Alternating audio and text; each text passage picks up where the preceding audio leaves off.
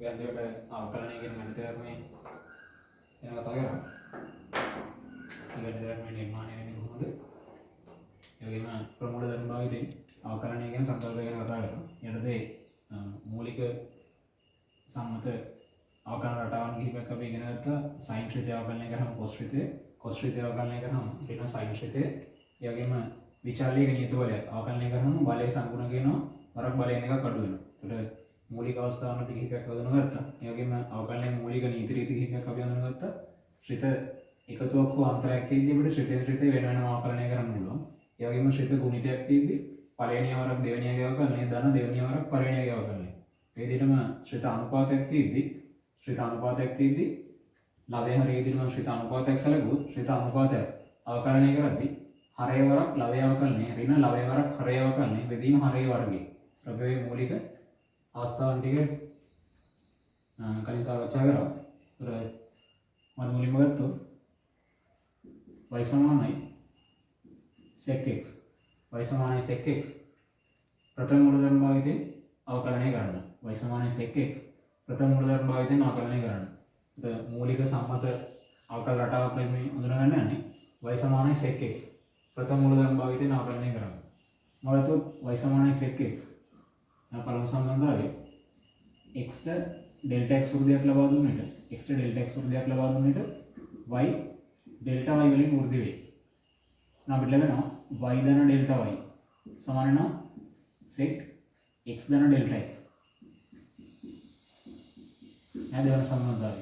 ඒතර අපි අවකල සංගුණකය කියලා කියන්නේ ප්‍රථම අවකල සංගුණකය කියලා කියන්නේ ශ්‍රිතයේ ප්‍රථම අවකල සංගුණකය කියන්නේ වෘද්ධි අනුපාතයේ සීමාව delta x බිඳුවේ තියදී එම සීමා අගයට තමයි අපි අවකලනය කියන ගණිත කර්මය ලෙස අර්ථ දක්වන්නේ. එහෙනම් මම වෘද්ධි අනුපාතය මෙතන ගොඩනගා ගන්න ඕනේ. ඒතකොට delta y බෙදීම delta x එක අපි හදා ගන්න ඕනේ. මට delta y යුක්ත කරගන්න පුළුවන් දෙවන සම්බන්ධතාවයෙන් පළමු සම්බන්ධතාවය අඩු කරොත්. ඒතකොට y ධන delta y කින් අඩු වෙනවා y. මේ පැත්තේ sec x ධන delta x කින් අඩු වෙනවා sec x. එහෙනම් අපිට ධන y ට ඍණ y වත් වෙනවා. උඩ වෙනවා delta y සමාන වෙනවා sec x ධන delta x කියන්නේ එකයට cos x ධන delta x. sec කියන්නේ එකයට cos. ඍණ sec කියන්නේ එකයට cos. එකයට cos x. එහෙනම් මට ලැබෙනවා delta y සමාන වෙනවා. මෙතන පොදු හරයක් අරන් අපි සුළු කරගත්තොත් පොදු හරය cos x ධන delta x වරක් cos x. මට ලැබෙනවා cos x ඍණ cos x ධන delta x. බෙදීම cos x ධන delta x වරක් cos x. අපිට ලබේ ගොඩනගලා තියෙන්නේ cos c ඍණ cos d ආකාරයේ. cos කෝණයක් ඍණ cos කෝණයක්. cos c ඍණ cos d ආකාරයේ ප්‍රතිඵලයේ දෙවරක් sin ගුණිතයක්. ප්‍රතිඵලයේ දෙවරක් sin ගුණිතයක්. පළමු කෝණයේ කෝණ දෙකේ එකතුව බෙදීම 2යි. දෙවන කෝණයේ කෝණ දෙකේ අන්තරය බෙදීම 2යි. දෙවන කෝණයෙන් පළමු කෝණය අඩු වෙන්න ඕනේ. අපිට රටාවෙන් පිටපයින් තන දෙවන කෝණේ පළමු කෝණය අඩු වෙන්න ඕනේ. එහෙනම් මෙතන delta y සමාන වෙනවා cos c ඍණ cos d ආකාරයේ ලබේ පවතින්නේ. නම් ප්‍රතිඵලයේ දෙවරක් sin ගුණිතයක්.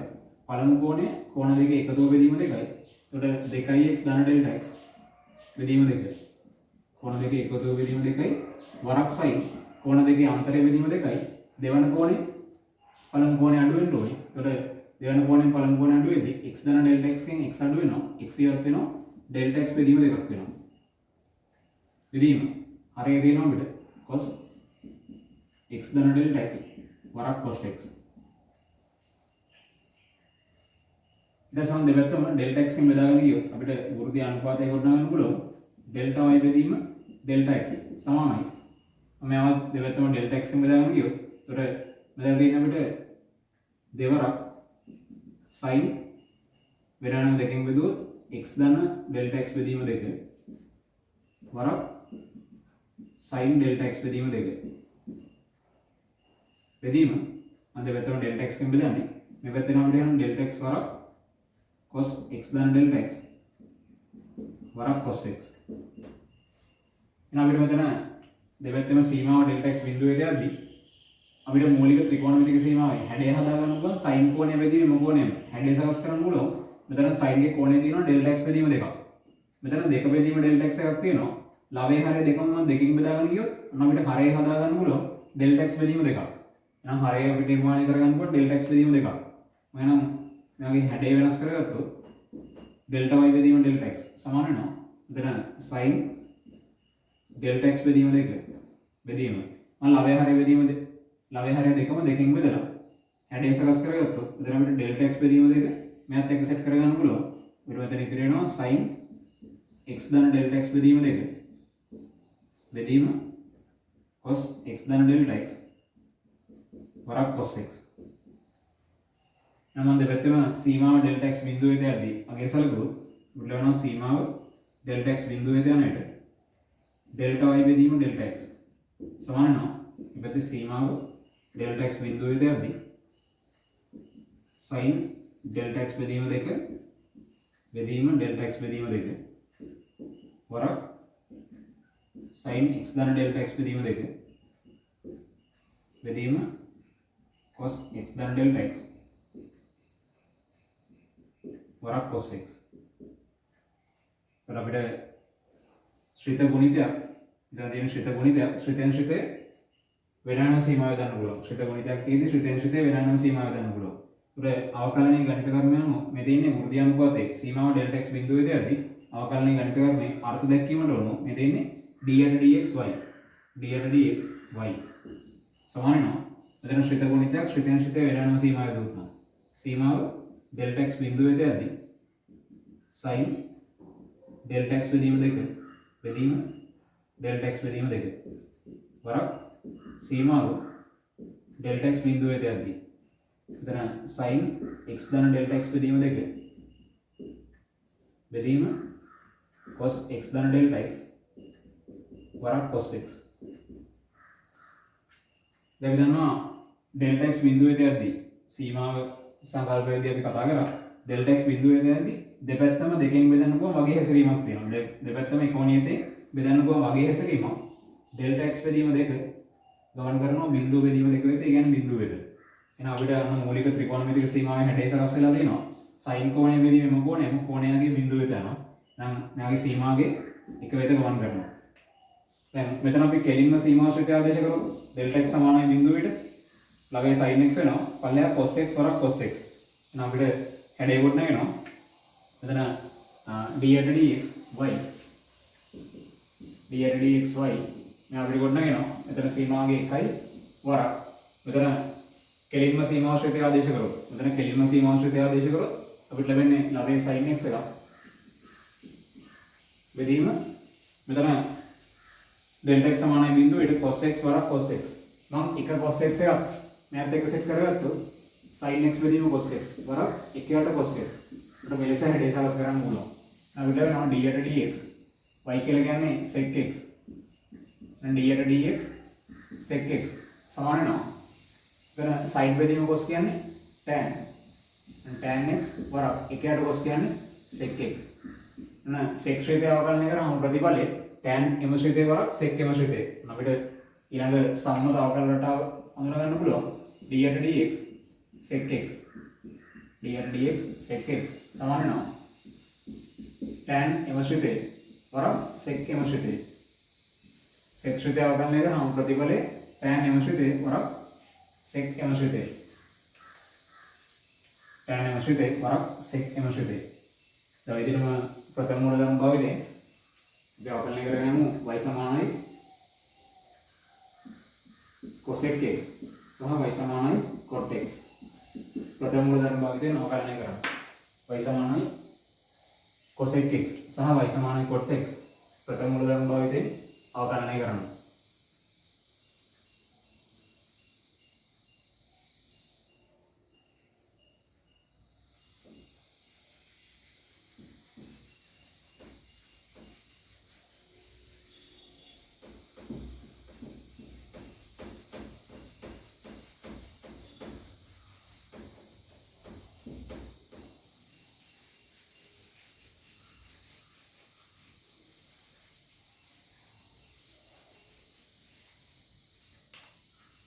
වැඩේ තනියම උත්සාහ වෙලා ඉතිරි ගණන් ටික බලන්න. y සමානයි cosec x. ප්‍රථම මූලධර්ම භාවිතයෙන් මේවා අවකලනය කරන්න. y සමානයි cosec x. මම පළමු සම්බන්ධතාවය ඉදිරියට ගත්තොත් x ට delta x වෘද්ධියක් ලබා දුන්න විට x ට delta x වෘද්ධියක් ලබා දුන්න විට y delta y වලින් වෘද්ධි වේ. y delta y වලින් වෘද්ධි වෙයි.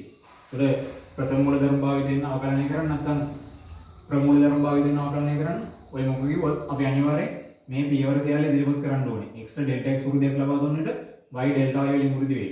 ඔය පියවර අනිවාර්යයෙන්ම අපි ඉදිරිපත් කරන්න ඕනේ. මොකද මේක සම්මත ක්‍රියාවලියක්.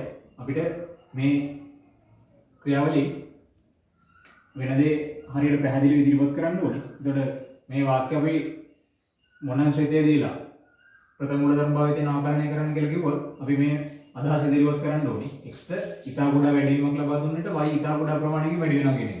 එතකොට x ට delta x වෘද්ධියක් ලබා දුන්නට වෘද්ධියක් කියලා කියන්නේ ඉතා ගොඩා වැඩිවීමක්. x ට delta x වෘද්ධියක් ලබා දුන්නට y delta y වලින් වෘද්ධි වෙයි.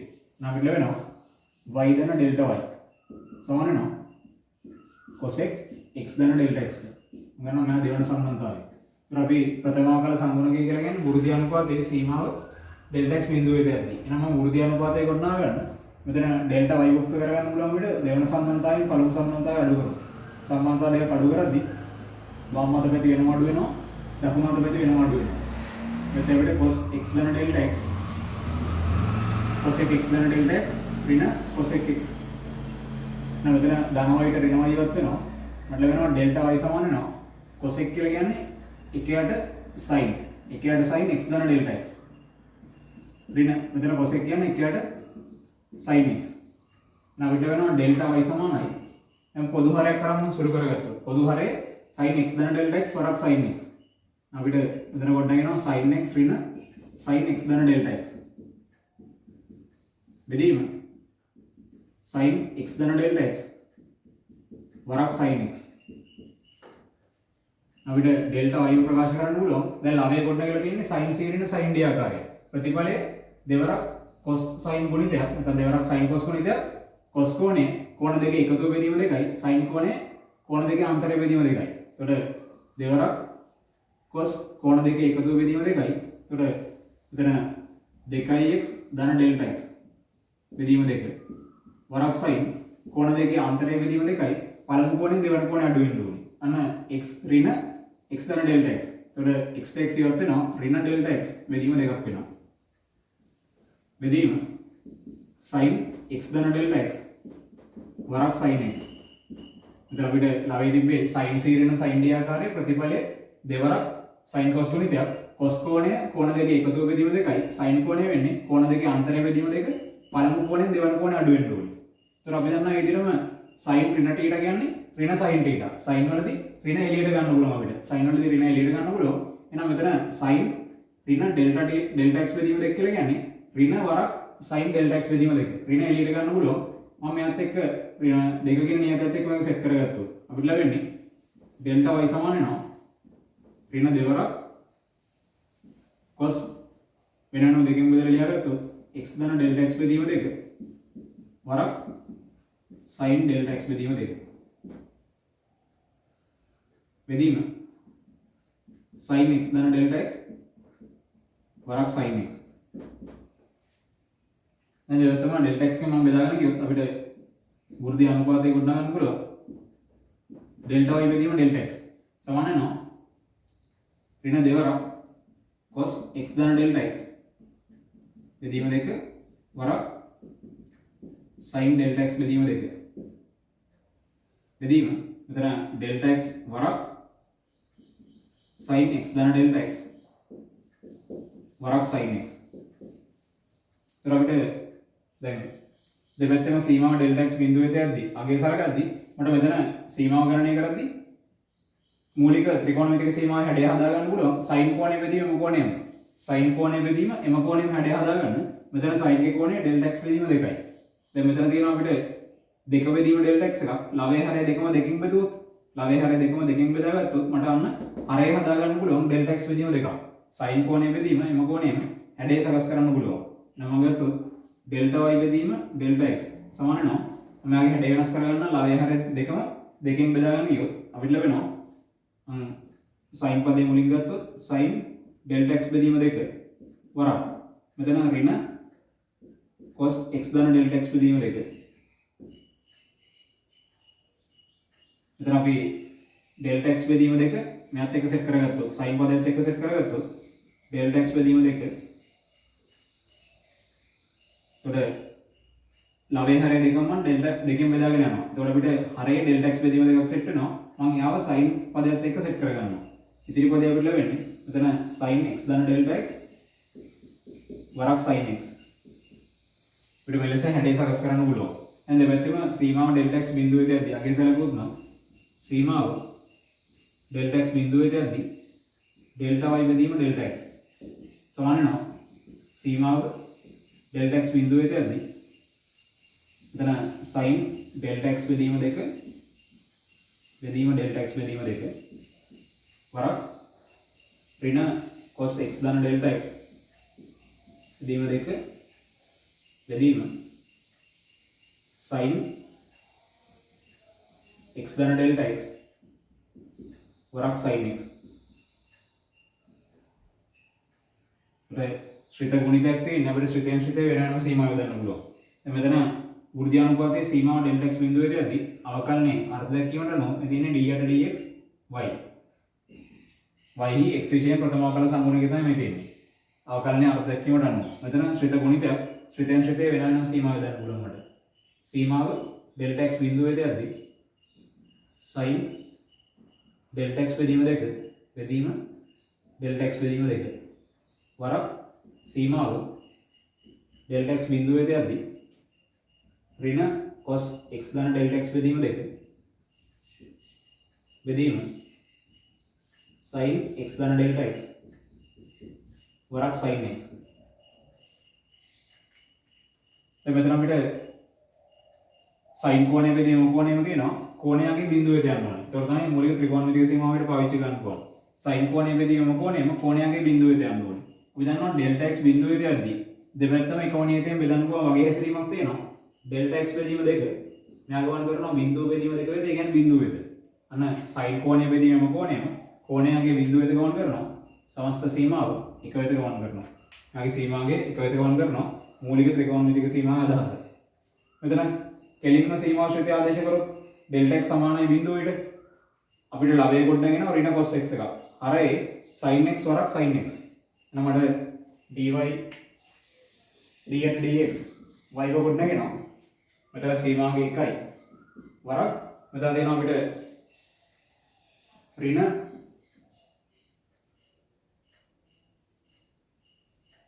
cos x බෙදීම sin වර්ග x. මම එක sin x එකක් මෙයාත් එක්ක සෙට් කරගත්තා. වරක් එක යට sin x.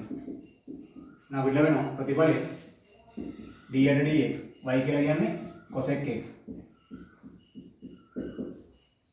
cosec x අවකලනය කරාම ප්‍රතිඵලය අපි දන්නවා cos බෙදීම sin cot ඍණ cot x වරක් එක යට sin කියන්නේ cosec x. කියන්නේ cosec ශ්‍රිතය අවකලනය කරාම ප්‍රතිඵලය ඍණ cot ශ්‍රිතය වරක් cosec m ශ්‍රිතය. ඍණ cot m ශ්‍රිතය වරක් cosec m ශ්‍රිතය. now අපිට ඊළඟ සම්මත අවකලන රටාව ගොඩනගන්න පුළුවන්. cosec ශ්‍රිතය අවකලනය කරාම ප්‍රතිඵලය ඍණ cot m ශ්‍රිතය වරක් cosec m ශ්‍රිතය. cosec ශ්‍රිතය අවකලනය කරාම ප්‍රතිඵලය ඍණ cot m ශ්‍රිතය වරක් cosec m ශ්‍රිතය. ඔය මෙලෙස තීරණය කරන්න පුළුවන්. cosec ශ්‍රිතය අවකලනය කරාම ප්‍රතිඵලය ඍණ cot m ශ්‍රිතය වරක් cosec m ශ්‍රිතය. එතකොට ඊළඟ සම්මත අවකලන රටාව අපිට මෙලෙස තීරණය කරන්න පුළුවන්. එම ඔය විදිහටම ගත්තොත් cot ශ්‍රිතය අවකලනය කරාම ලැබෙන ප්‍රතිඵලය cot ශ්‍රිතය අවකලනය කරාම ලැබෙන ප්‍රථම අවකල සංගුණකේ රටාව අපි ගොඩනගා ගත්තා.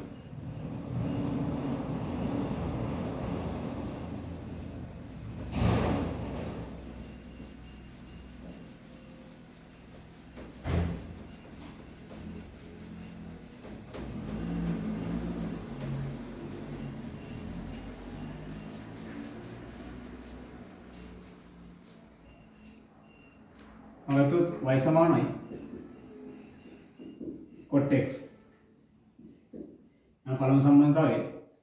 ඒතර ප්‍රථම මූල ධර්ම ආයතනය මෙයා අවකලනය කරන්න තියෙන අපිට.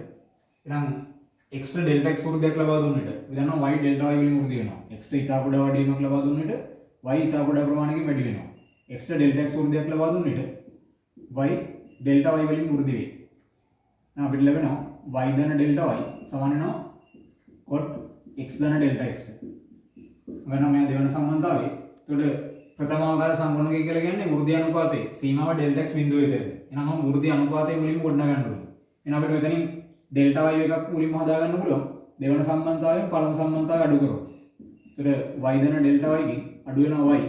මේ පැත්තේ cot x ධන ඩෙල්ටා x කින් අඩු වෙනවා cot x. එහෙනම් මෙතන ධන y ට ඍණ y ඉවත් වෙනවා. අපිට ලැබෙනවා ඩෙල්ටා y සමාන වෙනවා cot කියලා කියන්නේ cos බෙදීම sin. cos x ධන ඩෙල්ටා x බෙදීම sin x ධන ඩෙල්ටා x. ඍණ cot කියලා කියන්නේ cos බෙදීම sin cos x බෙදීම sin x. එහෙනම් මට ඩෙල්ටා y කොට නැගෙනවා පොදු හරයක් අරන් අපි සුළු කරගත්තොත් පොදු හරයක් අරන් සුළු කරගත්තොත් පොදු හරය sin x ධන ඩෙල්ටා x වරක් sin x. එහෙනම් sin x කින් මෙයා වැඩි වෙනවා. අපිට ලැබෙනවා sin x වරක් cos x ධන ඩෙල්ටා x. ඍණ මෙතන sin x ධන ඩෙල්ටා x කින් මෙයා වැඩි වෙනවා cos x වරක් sin x ධන ඩෙල්ටා x. බෙදීම පොදු හරය අපිට කොට නැගෙන්නේ sin x ධන ඩෙල්ටා x වරක් sin x. දැන් අපිට මෙතන ලවය කොට නැගිලා තියෙන හැඩය ගත්තොත් sin cos ගුණිතයක් ඍණ sin cos ගුණිතයක්. sin cos ගුණිතයක් ඍණ sin cos ගුණිතයක්. මෙවැනි රටාවක් නිර්මාණය වෙන ත්‍රිකෝණමිතියේදී sin a ඍණ b ආකාරයේදී sin a ඍණ b ආකාරයේදී එහෙනම් අපිට ඒ හැඩය ලැබෙන බව තීරණය කරන්න පුළුවන්. මෙතන sin කෝණය මෙතන cos කෝණය වෙලා. sin කෝණය cos කෝණය වෙලා. මෙතන cos කෝණය මෙතන sin කෝණය බවට පත් වෙලා. sin cos ගුණිතයක් ඍණ sin cos ගුණිතයක් පවතිනවා නම් මෙතන sin කෝණය මෙතන cos කෝණය වෙලා තියෙනවා නම් මෙතන cos කෝණය මෙතන sin කෝණය වෙලා තියෙනවා. එහෙනම් අපිට sin a ඍණ b ආකාරයෙන් අපස්සට යන්න පුළුවන්. එහෙනම් ප්‍රතිඵලය ලැබෙන්නේ ඩෙල්ටා y සමාන වෙනවා මේ ලවයේ තියෙන ත්‍රිකෝණමිතික ප්‍රකාශනය මට ත්‍රිකෝණමිතියෙන් මිරි කරලා ලියන්න පුළුවන්. මේව සරල කරලා sin කෝණ දෙකේ අතරේ මෙතන sin කෝණේ cos කෝණේ අඩු වෙන්න ඕනේ. sin කෝණ දෙකේ අතරේ එතකොට x ඍණ x ධන ඩෙල්ටා x sin කෝණ දෙකේ අතරේ බෙදීම අපිට හරය කොට නැගෙනවා sin x ධන ඩෙල්ටා x වරක් sin x. අපිට ලැබෙනවා ඩෙල්ටා y සමාන වෙන්නේ මෙතන ඍණෙන් වැඩි කරලා වරහන් ඉවත් කරගත්තොත් ධන x ට ඍණ x ඉවත් වෙනවා sin ඍණ ඩෙල්ටා x එකක් අපිට හදෙනවා. ලවය කොට නැගෙනවා sin ඍණ ඩෙල්ටා x බෙදීම sin x ධන ඩෙල්ටා x වරක් sin x. අපි දන්නවා ත්‍රිකෝණමිතියේදී sin ඍණ θ සමාන වෙනවා ඍණ sin θ ට.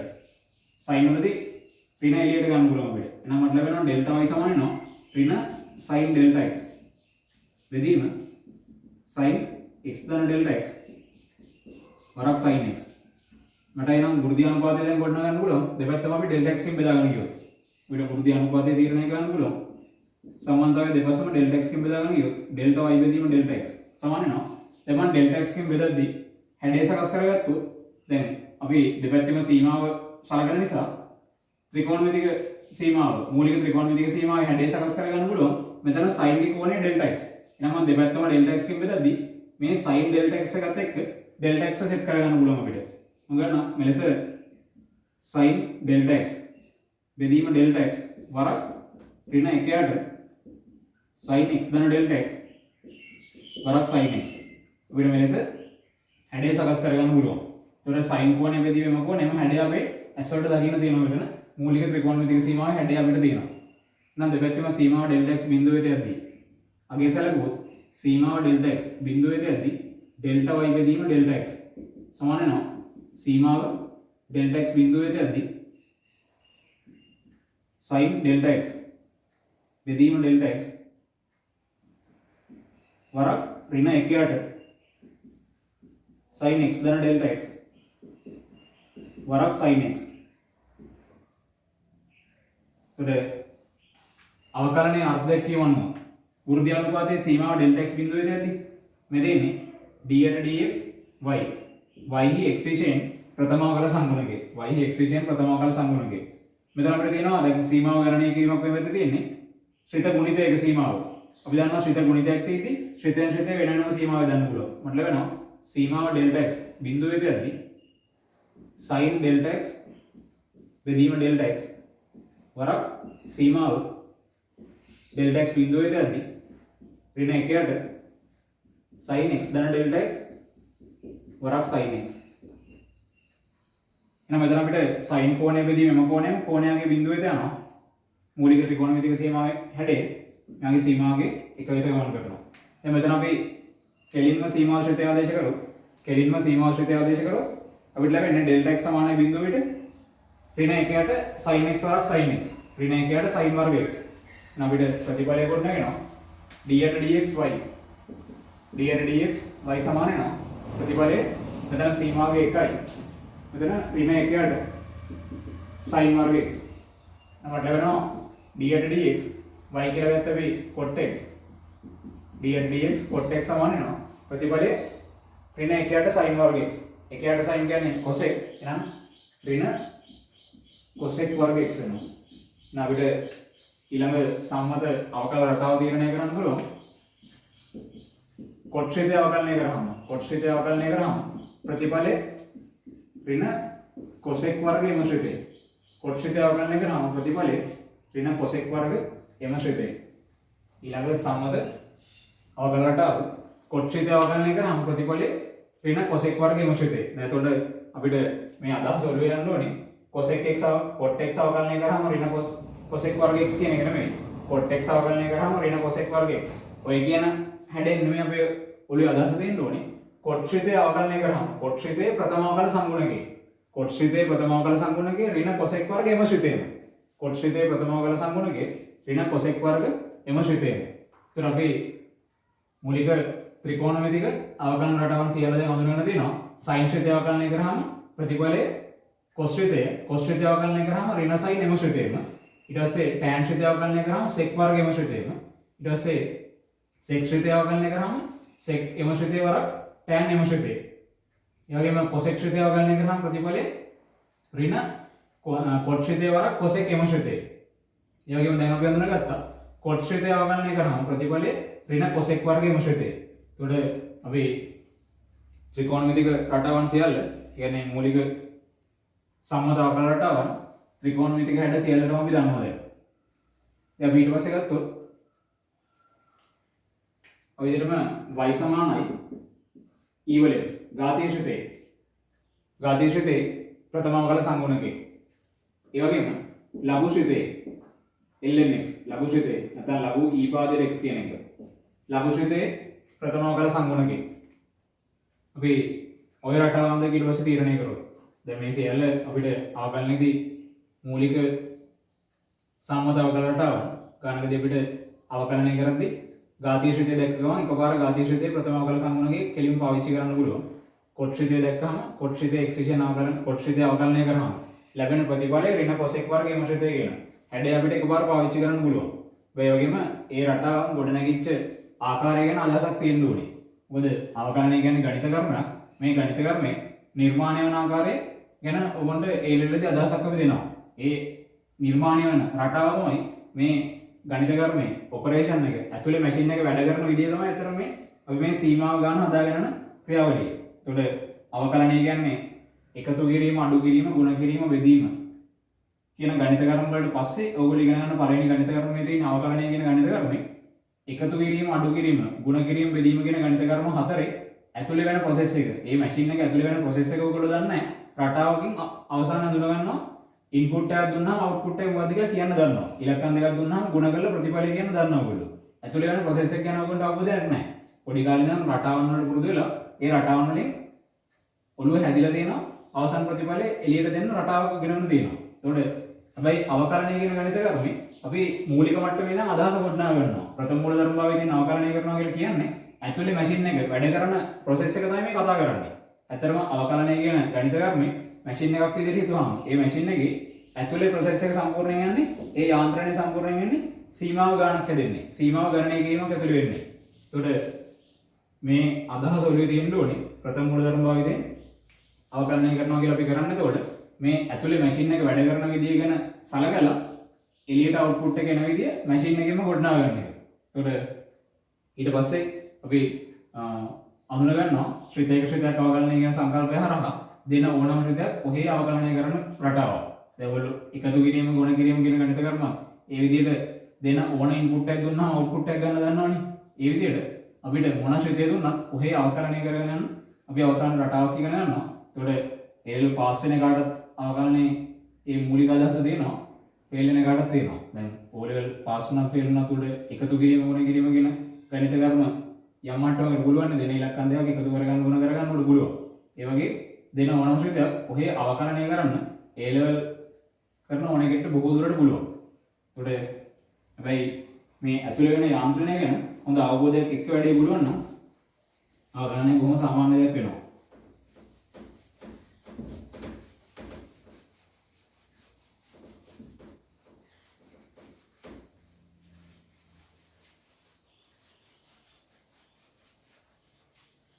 වැඩේ හදාගන්නමු y සමාන e වල x ඝාතීය ශ්‍රිතේ ප්‍රථම අවකල සංගුණකයේ ලඝු ශ්‍රිතේ ln x වල ප්‍රථම අවකල සංගුණකයේ ප්‍රමූල ධර්ම භාවිතයෙන් ගොඩනගන්න. වැඩේ නිකන් වීඩියෝ එක බලලා ඔකේ ලියාගන්න එපා. වැඩේ තමන් තනියම try කරලා අවුලක් වෙන දර මේකෙන් බලන්න.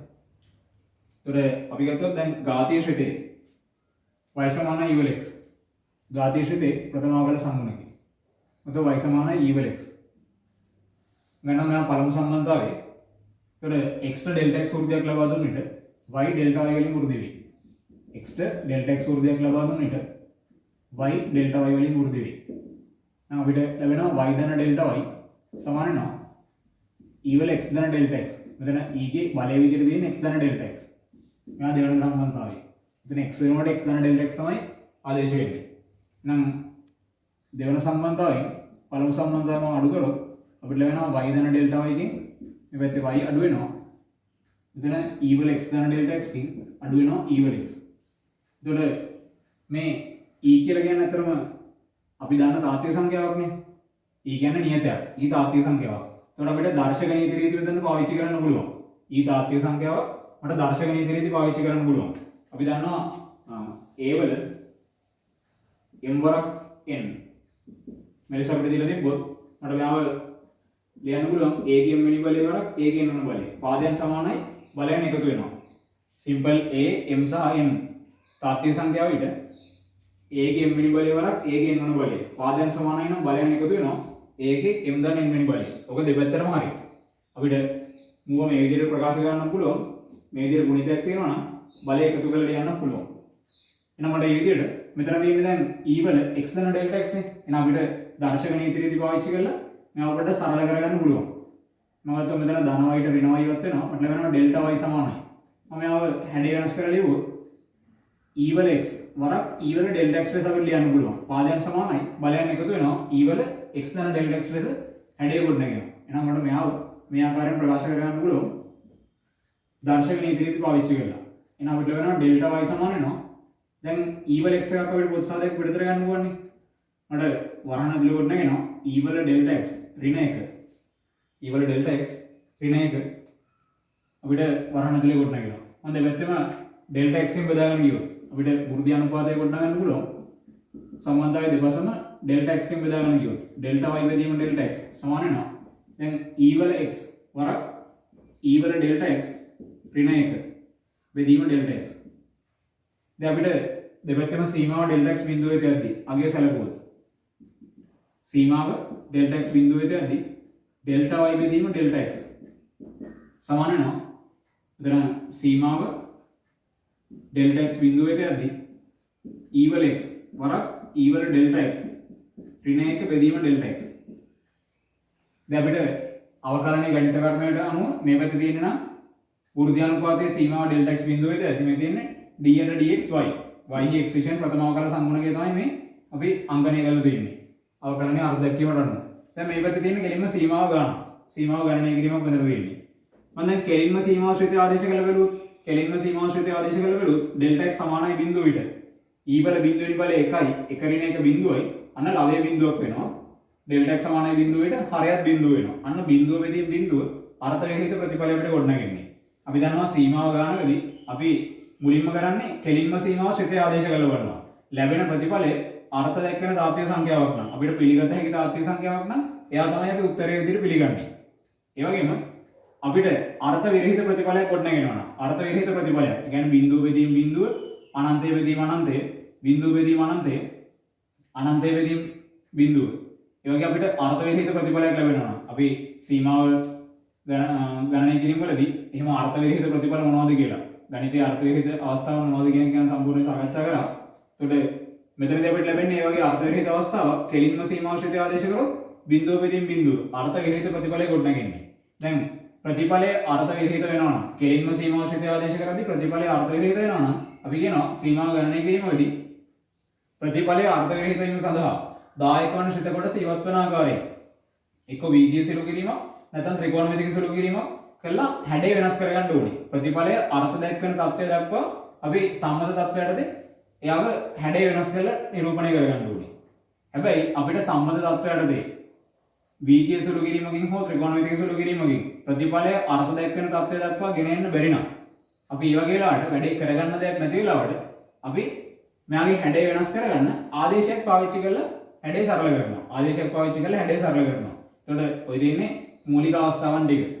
හැබැයි අපි ඝාතීය ශ්‍රිතය සම්බන්ධ වෙන තැනකදී ඝාතීය ශ්‍රිතය සම්බන්ධ වෙන සීමාව ගණනය කිරීමකදී මම සීමාවේදී මූලික අදහසක් කිව්වා. ඝාතීය ශ්‍රිතය සම්බන්ධ වෙන ඕනම සීමාව ගණනකදී ඝාතීය ශ්‍රිතය සෙට් වෙන ඕනෑම සීමාව ගණනකදී පොදු හැඩයක් ගැන මම කිව්වා.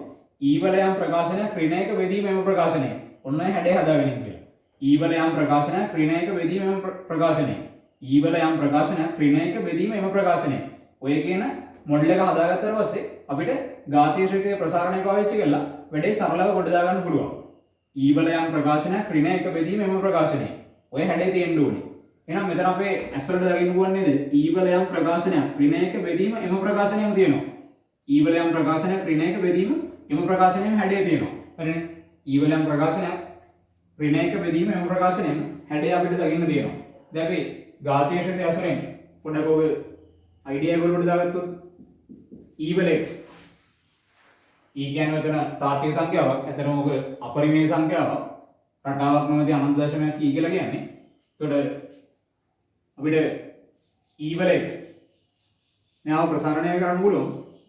මෙයාගේ ප්‍රසාරණය x ගේ බිඳුවිනි බලය බෙදීම ක්‍රමාරෝපිත බිඳුව ධන x ගේ පළවෙනි බලය බෙදීම ක්‍රමාරෝපිත 1 ධන x වර්ග බෙදීම ක්‍රමාරෝපිත 2 ධන x ඝනය බෙදීම ක්‍රමාරෝපිත 3 ධන x ගේ හතරවෙනි බලය බෙදීම ක්‍රමාරෝපිත 4 මේ ආකාරයෙන් ධන අනන්තය දක්වා යනවා.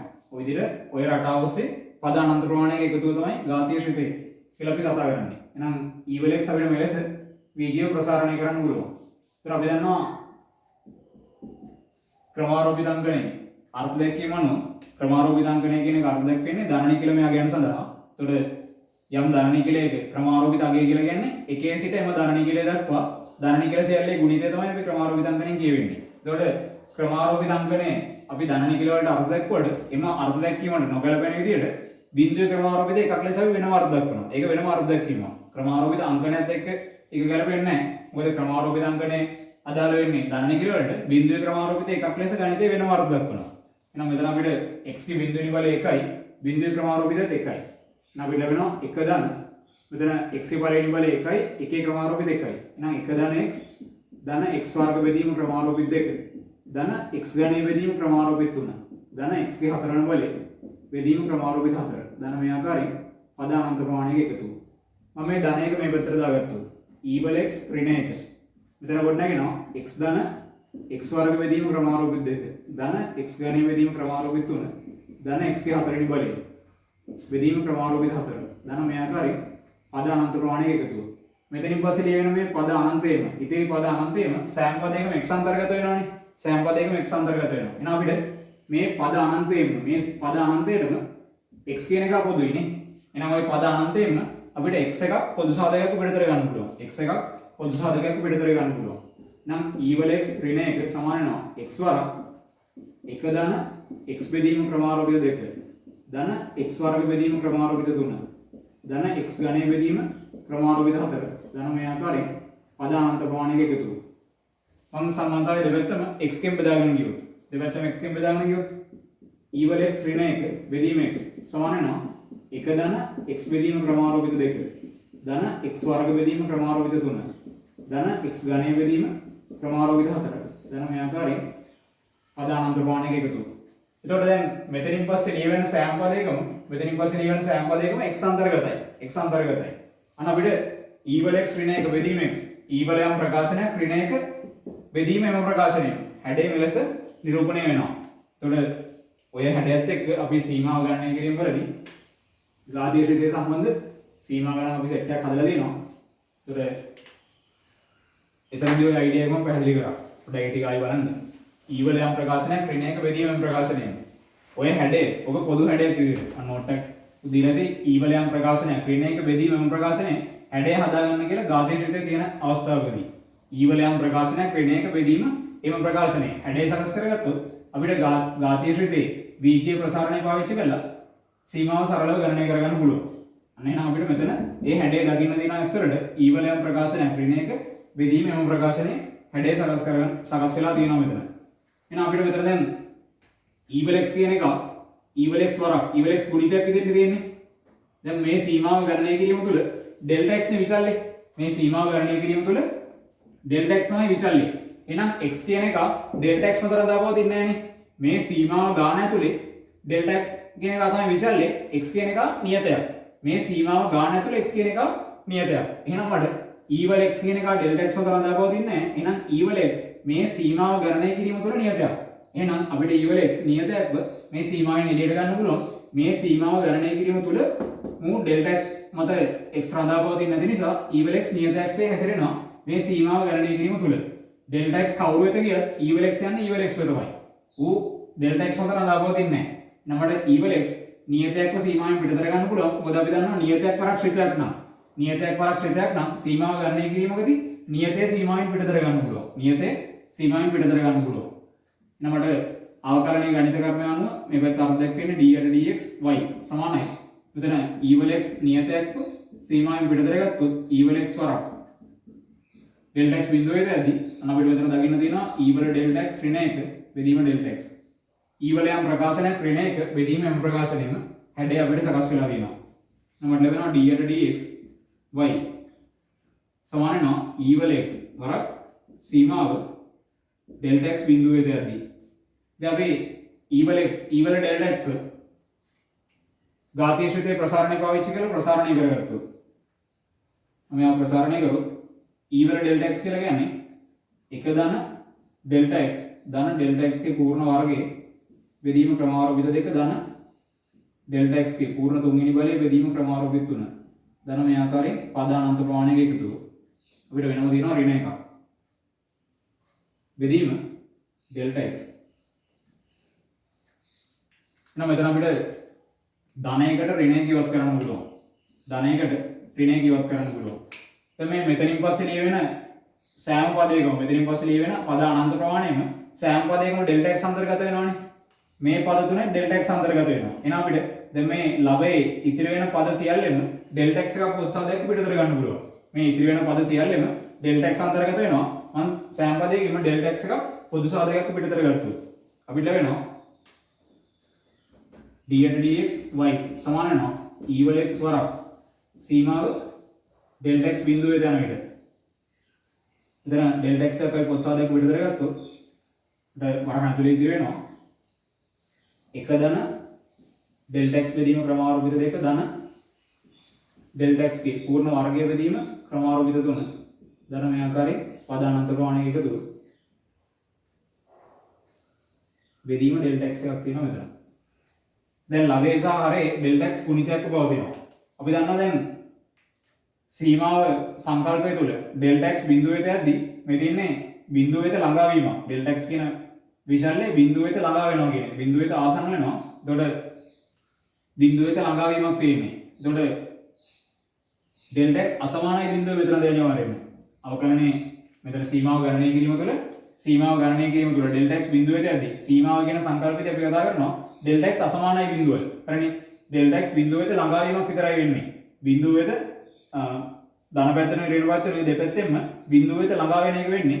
මෙයා කවදාවත් බිඳුව වෙන්නේ නැහැ. එහෙනම් ඩෙල්ටා x අසමානයි බිඳුවයි. අන්න ඩෙල්ටා x බිඳුවට අසමාන වන බැවින් මට මේ ලබේ සහ හරේ ගුණිතයක්ව පවතින ඩෙල්ටා x පද දෙක ඉවත් කරන්න පුළුවන්. මුන් දෙන්න බිඳුව වුණොත් අපි ඔය කපලා දාන්නේ බිඳුවට බිඳුව කපලා දාන්නේ. එහෙම කපන්න බෑ. මට නම් මේ සීමාව ගණනය කිරීම තුළ විතරයි මේ සුළු කිරීම මෙලෙස කරන්න පුළුවන්. හරිනේ. ඒකට සීමාව ගන්න ඇතුළේදී අපි දන්නවා ඩෙල්ටා x බිඳුව වෙත යද්දී ඩෙල්ටා x අසමානයි බිඳුවයි. බිඳුව වෙත එළඹීමක් විතරයි එන්නේ. ඒකට බිඳුව වෙන්නේ හැම කවදාවත්. එහෙනම් අපිට ලැබෙනවා දැන් d යට dx y සමාන වෙනවා e වල x වරක් සීමාව delta x බිඳුවේ තියදී. දැන් අපිට ලැබිලා තියෙන්නේ එක ධන delta x බෙදීම ක්‍රමාරූපිත 2 ධන delta x ගේ පූර්ණ වර්ගය බෙදීම ක්‍රමාරූපිත 3 ධන මේ ආකාරයෙන් පද අනන්ත ප්‍රමාණයක එකතුව. දැන් කෙලින්ම සීමාශ්‍රිතය ආදේශ කරොත් දැන් කෙලින්ම සීමාශ්‍රිතය ආදේශ කරොත් delta x බිඳුවේ තියදී මෙහා බිඳුවේ යනවා මෝ බිඳුවේ යනවා මෙතනින් පස්සේ ලියගෙන පද අනන්ත ප්‍රමාණයම සෑම පදයකම delta x අන්තර්ගත වෙනවා. අන්න delta x බිඳුවෙත ගමන් කරද්දී එම සෑම පදයක්ම බිඳුවෙත ගමන් කරනවා. එහෙනම් මෙතන සීමාව ගන්න ඇතුලේ මේ සමස්ත සීමාව එක වෙත ගමන් කරනවා. එහෙනම් අපිට ලැබෙන්නේ e වල x වරක් 1යි. ඒ කියන්නේ අපිට ලැබෙනවා d යට dx y සමාන වෙනවා මෙතන e වල x වරක් 1. කියන්නේ d යට dx y කියලා කියන්නේ ඝාතීය ශ්‍රිතය e වල x අවකලනය කරාම e වල x වෙනවා. අන්න අපිට ඝාතීය ශ්‍රිතේ ප්‍රථම අවකල සංගුණකයේ ගොඩනගෙනවා e වල x අවකලනය කරාම ප්‍රතිඵලය e වල xමයි එම ශ්‍රිතයමයි. ඝාතීය ශ්‍රිතය අවකලනය කරාම ප්‍රතිඵලය එම ශ්‍රිතයම වෙනවා. ඝාතීය ශ්‍රිතය අවකලනය කරාම ප්‍රතිඵලය එම ශ්‍රිතයමයි. e වල x අවකලනය කරාම ප්‍රතිඵලය e වල xමයි. ඝාතීය ශ්‍රිතය අවකලනය කරාම ප්‍රතිඵලය එම ශ්‍රිතයම වෙනවා. ඒතර ඝාතීය ශ්‍රිතයේ ප්‍රථම අවකල සංගුණකයේ ප්‍රතිඵලය එම ශ්‍රිතයමයි. ඒතර වෙදින අපිට ඊළඟ සම්මත අවකල රටාව ඝාතීය ශ්‍රිතය අවකලනය කරාම ප්‍රතිඵලය එම ශ්‍රිතයමයි. ඒතර මෙතනදී අපිට සීමාව ගණනය කිරීම තුළදී මෙන්න මේ පොදු රටාව අපේ ඔළුවේ තියෙන්න ඕනේ. ඝාතීය ශ්‍රිතය පාවිච්චි කරන ඕනම තැනකදී e වල යම් ප්‍රකාශනයක් ඍණයක බෙදීම එම ප්‍රකාශනයෙන්ම පොදු හැඩය හදාගත්තා නම් අපිට ඝාතීය ශ්‍රිතයේ ප්‍රසාරණය පාවිච්චි කරලා සරල කරගන්න පුළුවන් හැඩය.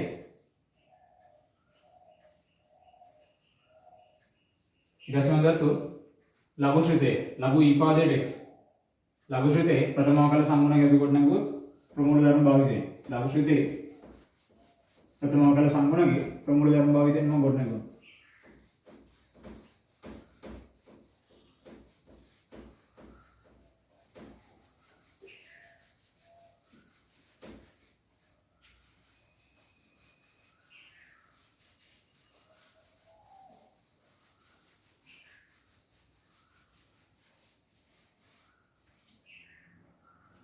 විගතොත් ලඝු ශ්‍රිතය y සමානයි ln x. කියන්නේ ලඝු ඊපාදයට x කියන එක. එතකොට y සමානයි ln x. ගණන මා පළමු සම්බන්ධතාවය ලෙස x ට delta x වෘද්ධියක් ලබා දුන්න විට y delta y වලින් වෘද්ධි වේ. x ට delta x වෘද්ධියක් ලබා දුන්න විට y delta y වලින් වෘද්ධි වේ. නම් අපිට ලැබෙනවා y ධන delta y සමාන වෙනවා ln x ධන delta x. මෙන්න මෙයා දෙවන සම්බන්ධතාවය. එහෙනම් අපිට delta y යුක්ත කරගන්න පුළුවන්. දෙවන සම්බන්ධතාවයෙන් පළමු සම්බන්ධතාවය අඩු කරොත් y ධන delta y ගෙන් y අඩු කරොත් මේ පැත්තේ ln x ධන delta x ගෙන් ln x අඩු වෙනවා. ඒතකොට ධන y ට ඍණ y ඉවත් වෙනවා. අපිට වෙනවා delta y සමාන වෙනවා. අපි දන්නවා ලඝු ශ්‍රිතය ලඝු ඕනෑම පාදයකට අන්තරයක් නම්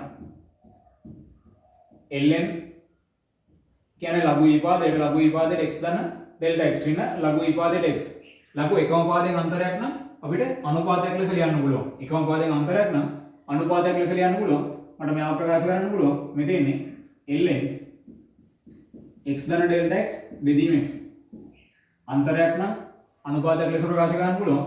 අනුපාතයක් නම් අන්තරයක් ලෙස කොටස් කඩන්න පුළුවන්. උඩ දෙවෙතරම අදහස තියෙන්න ඕනේ. එහෙනම් මට ලැබෙනවා delta y සමාන වෙනවා ln මම වෙනම x ගෙන් බෙදාගෙන ගියොත් මෙතන 1 ධන delta x බෙදීම x ln 1 ධන delta x බෙදීම x.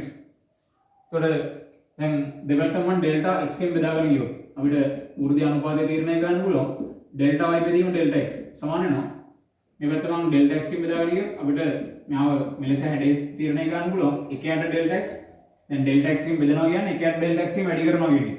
එතකොට 1ට delta x වරක් ln 1 ධන delta x බෙදීම x.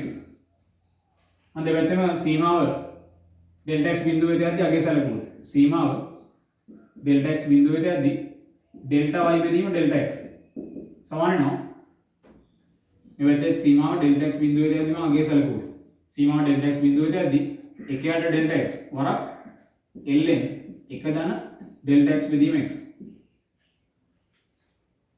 එතකොට අවකලනයේ අර්ථ දැක්වීම අනුව මේ දෙන්නේ වෘද්ධි අනුපාතයේ සීමාව Δx බිඳුවට ඇදී මේ දෙන්නේ y x විශේෂ ප්‍රථම අවකල සංගුණකේ එන d dx y සමාන වෙනවා සීමාව Δx බිඳුවට ඇදී 1ට Δx වරක් ln 1 ධන Δx බෙදීම x. දැන් අපිට මේ පැත්තේ තියෙන සීමාව ගණනය කිරීම. දැන් කෙලින්ම සීමාශ්‍රිත ආදේශ කළ බැලුවොත් Δx සමානයි බිඳුවට මෙතන Δx බිඳුවේදී බිඳුව බෙදීම x Δx මත x සඳහා පවතින්නේ නැහැ. ඒතර බිඳුව x කියන නියතයෙන් බෙදුවට පස්සේ Δx මත x සඳහා පවතින නැති නිසා මෙතන x කියන එක නියතයක් හැසිරෙන්නේ.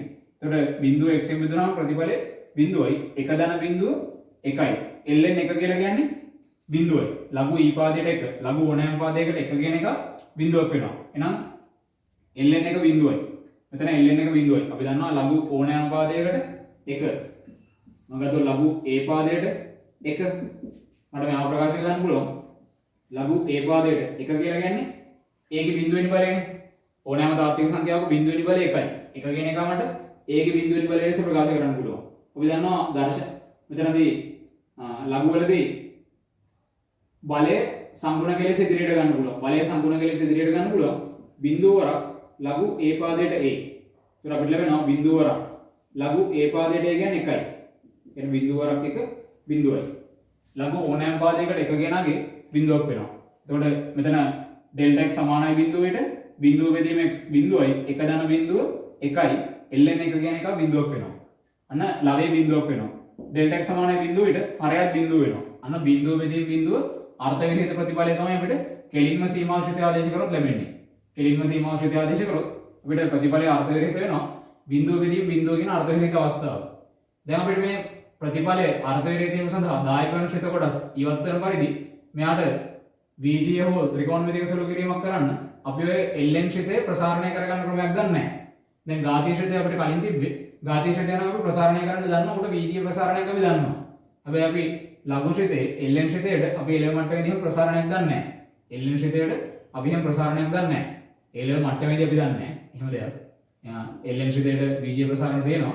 ඒ අපි දැන් එළව පරණ එළවලදී කතා කරනවා. එතකොට ln ශ්‍රිතේ VG ප්‍රසාරණය අපි එළව මට්ටමේදී දැන් දන්නේ නැහැ. එහෙනම් අපිට මුව තවදුරටත් සරල කරගන්න ක්‍රමයක් මම දන්නේ නැහැ. මෙයාව වෙනස් විදිහකට ලියා ගන්න ක්‍රමයක් දන්නේ නැහැ. ln ශ්‍රිතයට කරන්න දෙයක් නැහැ. එහෙම කරගන්න දෙයක් නැති වෙලාවකදී ඒ කියන්නේ කෙලින්ම සීමාශ්‍රිතය ආදේශ කරාම ප්‍රතිඵලය අර්ථ විරහිතත් වෙනවා. අපිට ප්‍රතිඵලය අර්ථ විරහිත වීම සඳහා දායක වන ශ්‍රිත කොටස ඉවත් වන ආකාරයෙන් බීජීය හෝ ත්‍රිකෝණමිතික සුළු කිරීමක් කරගන්න බැරි තැනකදී අපි ආදේශයක් පාවිච්චි කරලා මෙයාගේ හැඩය වෙනස් කරගන්න try එකක් දෙනවා. ආදේශයක් පාවිච්චි කරලා හැඩය වෙනස් කරගන්න මම try එකක් දෙනවා. එතකොට දැන් අවුල තියෙන එක ln එකනේ. දැන් මෙතන Δx හරය තියෙන Δx තමයි හරය බිඳුවක් වෙන එක නේ අවුල ඇත්තටම. මොකද බිඳුව බෙදීම බිඳුව ප්‍රතිඵලයේ අර්ථය හේතු වෙන්නේ හරය බිඳුවක් වෙන නිසා.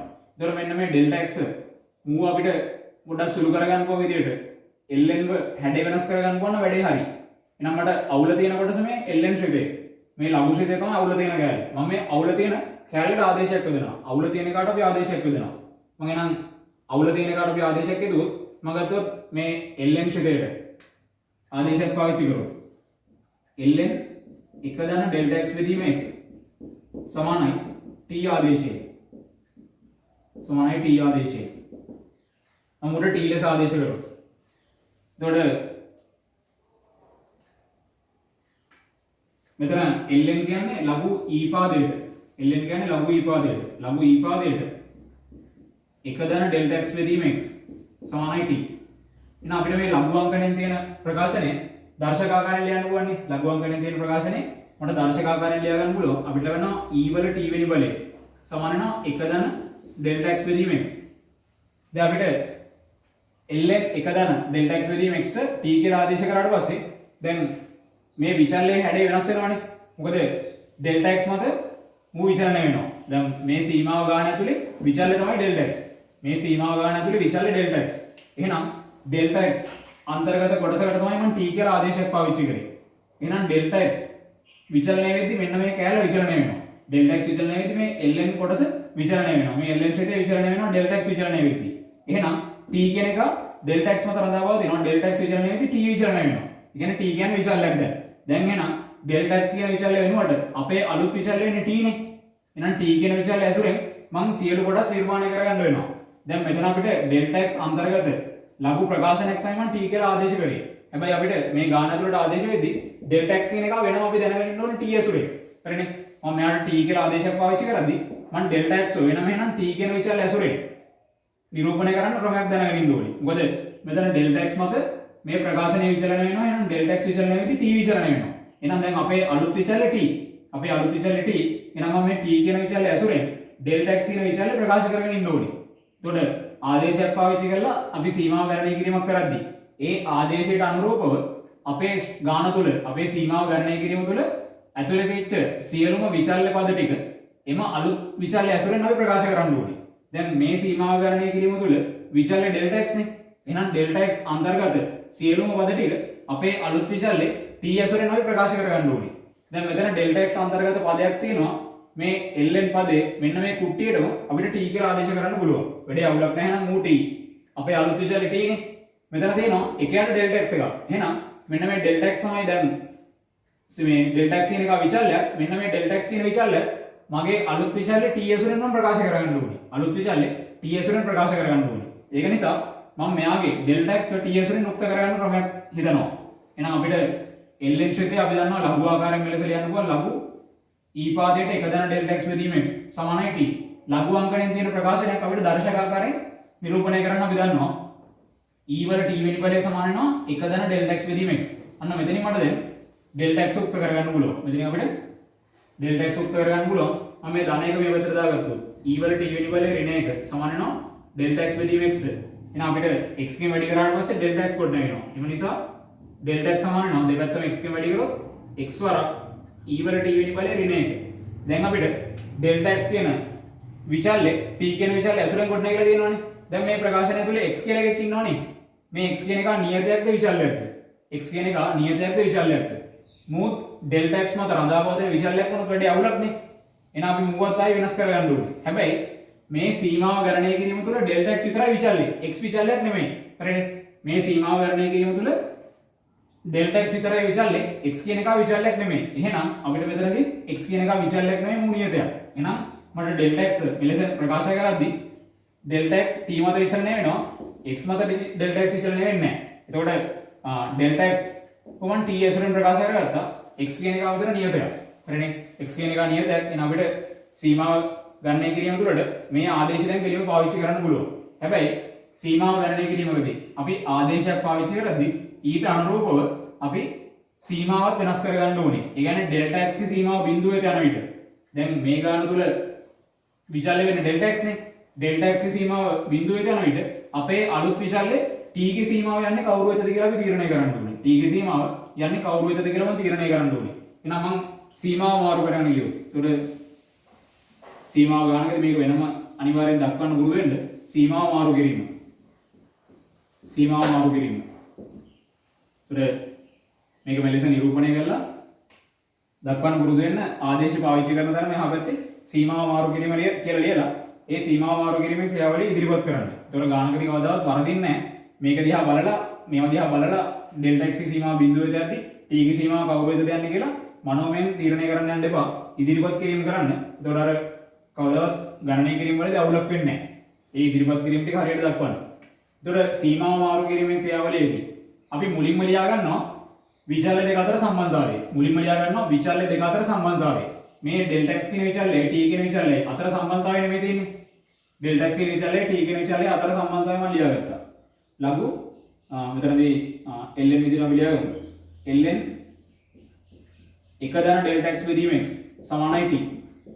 delta x කියන විචල්‍ය t කියන විචල්‍ය අතර සම්බන්ධතාවය මම ලියා ගත්තා. දැන් අපි දන්නවා delta x ගේ සීමාව යන්නේ බිඳුව වෙත. එහෙනම් delta x ගේ සීමාව බිඳුව වෙත යන විට අන්න අපිට සීමාවේදී අපි කතා කරන වගේ හැසිරීම් ටික ඔක්කොම දැනගෙන ඉන්න ඕනේ. මේ වගේ සීමාව මාරු කිරීමේ ක්‍රියාවලියකදී සීමාව මාරු කිරීමේ ක්‍රියාවලියට තමයි මේක වැදගත් වෙන්නේ. ඊට පස්සේ ඔයගොල්ලෝ අනුකලනය කියන ගණිත කර්ම ඉගෙන ගත්තාට පස්සේ නිශ්චිත අනුකලනයේදී ආදේශ භාවිතයෙන් ගණනය කිරීමක් කරද්දී ආදේශ භාවිතයෙන් නිශ්චිත අනුකලනය ගණනය කිරීමක් කරද්දී අපි එතනදී ඒ අනුකලනය තුළ සීමාවන් මාරු කරනවා ඔය ක්‍රියාවලියම හරහා. එතකොට මේ සීමාව මාරු කිරීමේ ක්‍රියාවලියේදී අපි සීමාව ගණනය කිරීම තුළ සීමාව කියන පාඩමේදී අපි ඉගෙන ගත්ත වගේ හැසිරීම් සෙට් එකක්. ඔන්න ඔය වගේ හැසිරීම් ටික ආදේශ භාවිතයෙන් සීමාව ගණනය කිරීමකදී ඒ වගේම අනුකලනයේ නිශ්චිත අනුකලනයේ ගානකදී අපිට ආදේශයක් භාවිතා කරලා ගණනය කිරීමක් තියෙද්දී ඔය අවස්ථා දෙකේදීම ඔය සංකල්පය අපිට අනිවාර්යෙන් ඕන වෙනවා. එතකොට ඒ අයිඩියා එක ඔළුවේ තියෙන්න ඕනේ. වගේ හැසිරීම ටිකක් ගැන අපි මේ ගන්නේ. වෙන්නේ ඒක නෙමෙයි වගේ හැසිරීමක්. හරිනේ? වෙන්නේ ඒක නෙමෙයි වගේ හැසිරීමක්. වගේ හැසිරීම. ඩෙල්ටා x ගේ සීමාව බිඳුවේ යද්දී ඩෙල්ටා x බිඳුවේ යන විට ඩෙල්ටා x බිඳුවේ යන විට දෙපැත්තම එකම නියතයෙන් බෙදන්න පුළුවන් වගේ හැසිරීමක් තියෙනවා. ඩෙල්ටා x බිඳුවේ යද්දී දෙපැත්තම එකම නියතයෙන් බෙදන්න පුළුවන් වගේ හැසිරීමක් තියෙනවා. දැන් අපි ඔය අයිඩියා එක සීමාවෙදි කතා කරලා තියෙනවා. x 4 වෙත යද්දී දෙපැත්තම දෙකෙන් බෙදන්න පුළුවන් වගේ හැසිරීමක් තියෙනවා. x බෙදීම 2 යනවා 4 බෙදීම 2 වෙත. දෙපැත්තම එකම නියතයෙන් වැඩි කරන්න පුළුවන් වගේ හැසිරීමක් තියෙනවා. 2x ගමන් කරනවා දෙවරක් 4 වෙත. ඔයදී අපි වගේ හැසිරීම සෙට් එකක් කතා කරා. දෙපැත්තම එකම නියතයෙන් බෙදන්න පුළුවන් වගේ හැසිරෙනවා. දෙපැත්තම එකම නියතයෙන් වැඩි කරන්න පුළුවන් වගේ හැසිරෙනවා. දෙපැත්තටම එකම සංඛ්‍යාවක් එකතු කරන්න පුළුවන් හෝ අඩු කරන්න පුළුවන් වගේ හැසිරෙනවා. දෙපැත්තම එකම sin අගය, දෙපැත්තම එකම cos අගය, දෙපැත්තම එකම tan අගය ගන්න පුළුවන් වගේ හැසිරෙනවා. ඒ වගේම දෙපැත්තම එකම පාදයෙන් ලඝු අගය ගන්න පුළුවන් වගේ හැසිරීමක් තියෙනවා. දෙපැත්තම එකම පාදයෙන් ලඝු අගය ගන්න පුළුවන් වගේ හැසිරීමක් තියෙනවා. ඒ වගේම දෙපැත්තම tan inverse අගය, දෙපැත්තම cos inverse අගය, දෙපැත්තම sin inverse අගය ගන්න පුළුවන් වගේ හැසිරීමක්. හරිනේ? ඔන්න ඔය වගේ හැසිරීම සෙට් එකම අපි දැනගෙන ඉන්න ඕනේ. ඔය ගානකදී සීමාව මාරු කිරීමේ ක්‍රියාවලියේදී ඔය ටික අපේ ඔළුවේ තියෙන්න ඕනේ. එතකොට ඇත්තටම නිර්මාණය වෙන්නේ ওই වගේ හැසිරීම හරහා. එතකොට ඒක වගේ හැසිරීමක් වෙන්නේ එහෙම එකක් නෙමෙයි. මොකද ඇත්තටම සීමාව ගණනය කිරීමකදී මේ A level වලදී කතා කරන සංකල්ප ටික අපි A level මට්ටමට අදාළව සීමාව කියන සංකල්පය ඔළුවට දාගන්න යන සරල ක්‍රමයක් මේ කතා කරලා තියෙන්නේ. ඇත්තටම සීමාව කියන ක්‍රියාවලිය ඇතුලේ වෙන්නේ මොකද්ද? ඒ process එක හරියටම කියලා දෙන්න නෙමෙයි මේ තියෙන්නේ. කියන්නේ උගන්ගේ යුනිවර්සිටි ගියාට පස්සේ තමයි මේකේ සීමාව ගණනය කිරීම කියන එක හරියටම මේ ක්‍රියාවලිය ඇතුලේ සාකච්ඡා කරන්නේ. අපි ඒ මූලික අවස්ථාව නැතුව නිකන් රටාවකින් තමයි මෙතන A level වලදී අදහස් වලට දාගන්නේ. ඒතකොට වගේ හැසිරීම සෙට් එකක්. මොකද අපි සීමාව ගණනය කිරීම තුළම පොඩි අවුලක් තියෙනවානේ. කෙලින්ම සීමාශ්‍රිත ආදේශ කරනවා කියලා එකක් කරනවා අපි. කෙලින්ම සීමාශ්‍රිත ආදේශ කළා ප්‍රතිඵලය අර්ථ විහිිත නම් විතරයි අපි සුළු කිරීමක් කළා බීජීය සුළු කිරීමක් හෝ ත්‍රිකෝණමිතික සුළු කිරීමක් කළා නැත්නම් ආදේශයක් භාවිතා කළා හැඩය සරල කරලා ප්‍රතිඵලය අර්ථ දක්වන තත්ත්වයට ගෙන එන්නේ. ඒතකොට කෙලින්ම සීමාශ්‍රිත ආදේශ කරනවා කියන සංකල්පය තුළම පොඩි අවුලක් තියෙනවානේ. සීමාව සංකල්පය ඇතුළේ අපි කතා කරනවා ඩෙල්ටා x බිඳුවේදී ඩෙල්ටා x අසමානයි බිඳුවයි. ඩෙල්ටා x කවදාවත් බිඳුව වෙන්නේ නැහැ. එහෙනම් ඩෙල්ටා x බිඳුව වෙන්නේ නැත්නම් අපිට සීමාව කෙලින්ම ආදේශ කරන එක වැරදිනේ. පොඩි අවුලක් තියෙනවානේ. ඒතකොට අර A level මට්ටමේදී අදහස පැහැදිලි කරගන්න නිකන් සරලව ක්‍රමයක් නිකන් රටාවක් කියලා දීලා විතරයි මේ තියෙන්නේ. සීමාව කියන සංකල්පය ඇතුළේ ඊට වඩා ලොකු කතාවක් තියෙනවා. ඒ කියන්නේ PO maths වල ඔයගොල්ලෝ යුනිවර්සිටි ගිහිල්ලා maths side එකකින් ඉස්සරහට ගියොත් කියන්නේ ඉසිකල් ගිහිල්ලා maths special එකක් කරනවා ගියොත් මේවා ගැන හොඳ අවබෝධයක් ලැබෙනවා. ඉංජිනේරින් කරත් ඔය ටික ඕන වෙනවා බේසික් මට්ටමේදී. ඒතර ලොකු අදහසකින් නෙමෙයි ඉංජිනේරින් කරද්දී නයි කියන සාකච්ඡා වෙන්නේ. එප්සිලොන් ඩෙල්ටා ඩෙෆිනිෂන් කියලා එකක් අපි කතා කරනවා සීමා සංකල්පය හරහා. එතකොට ඒ සිද්ධාන්තයේ හරහා සීමාව තීරණය කරන එක A level මට්ටමේදී අපිට සාකච්ඡා කරන්න පුළුවන් දෙයක් නෙමෙයි. මොකද A level වලදී යම් අදහසක් විතරයි දෙන්නේ සීමාව ගැන ගණනය කිරීම තුළ. ඇත්තටම අපි ගානක සීමාව ගණනය කරන්න බීජීය ක්‍රියාවලියක් තමයි A level කතා කරන්නේ. ඇතුලේ වෙන process එක දන්නේ නැහැ. ඇතුලේ වෙන process එක ගැන අපිට අදහසක් නැහැ ඇත්තටම. එතකොට මේ වගේ හැසිරීම කියලා දේවල් අපි කතා කරන්නේත් ඒකයි. වෙන්නේ මොකද්ද කියන එක ගැන අපිට අපි හරියටම දන්නේ නැහැ.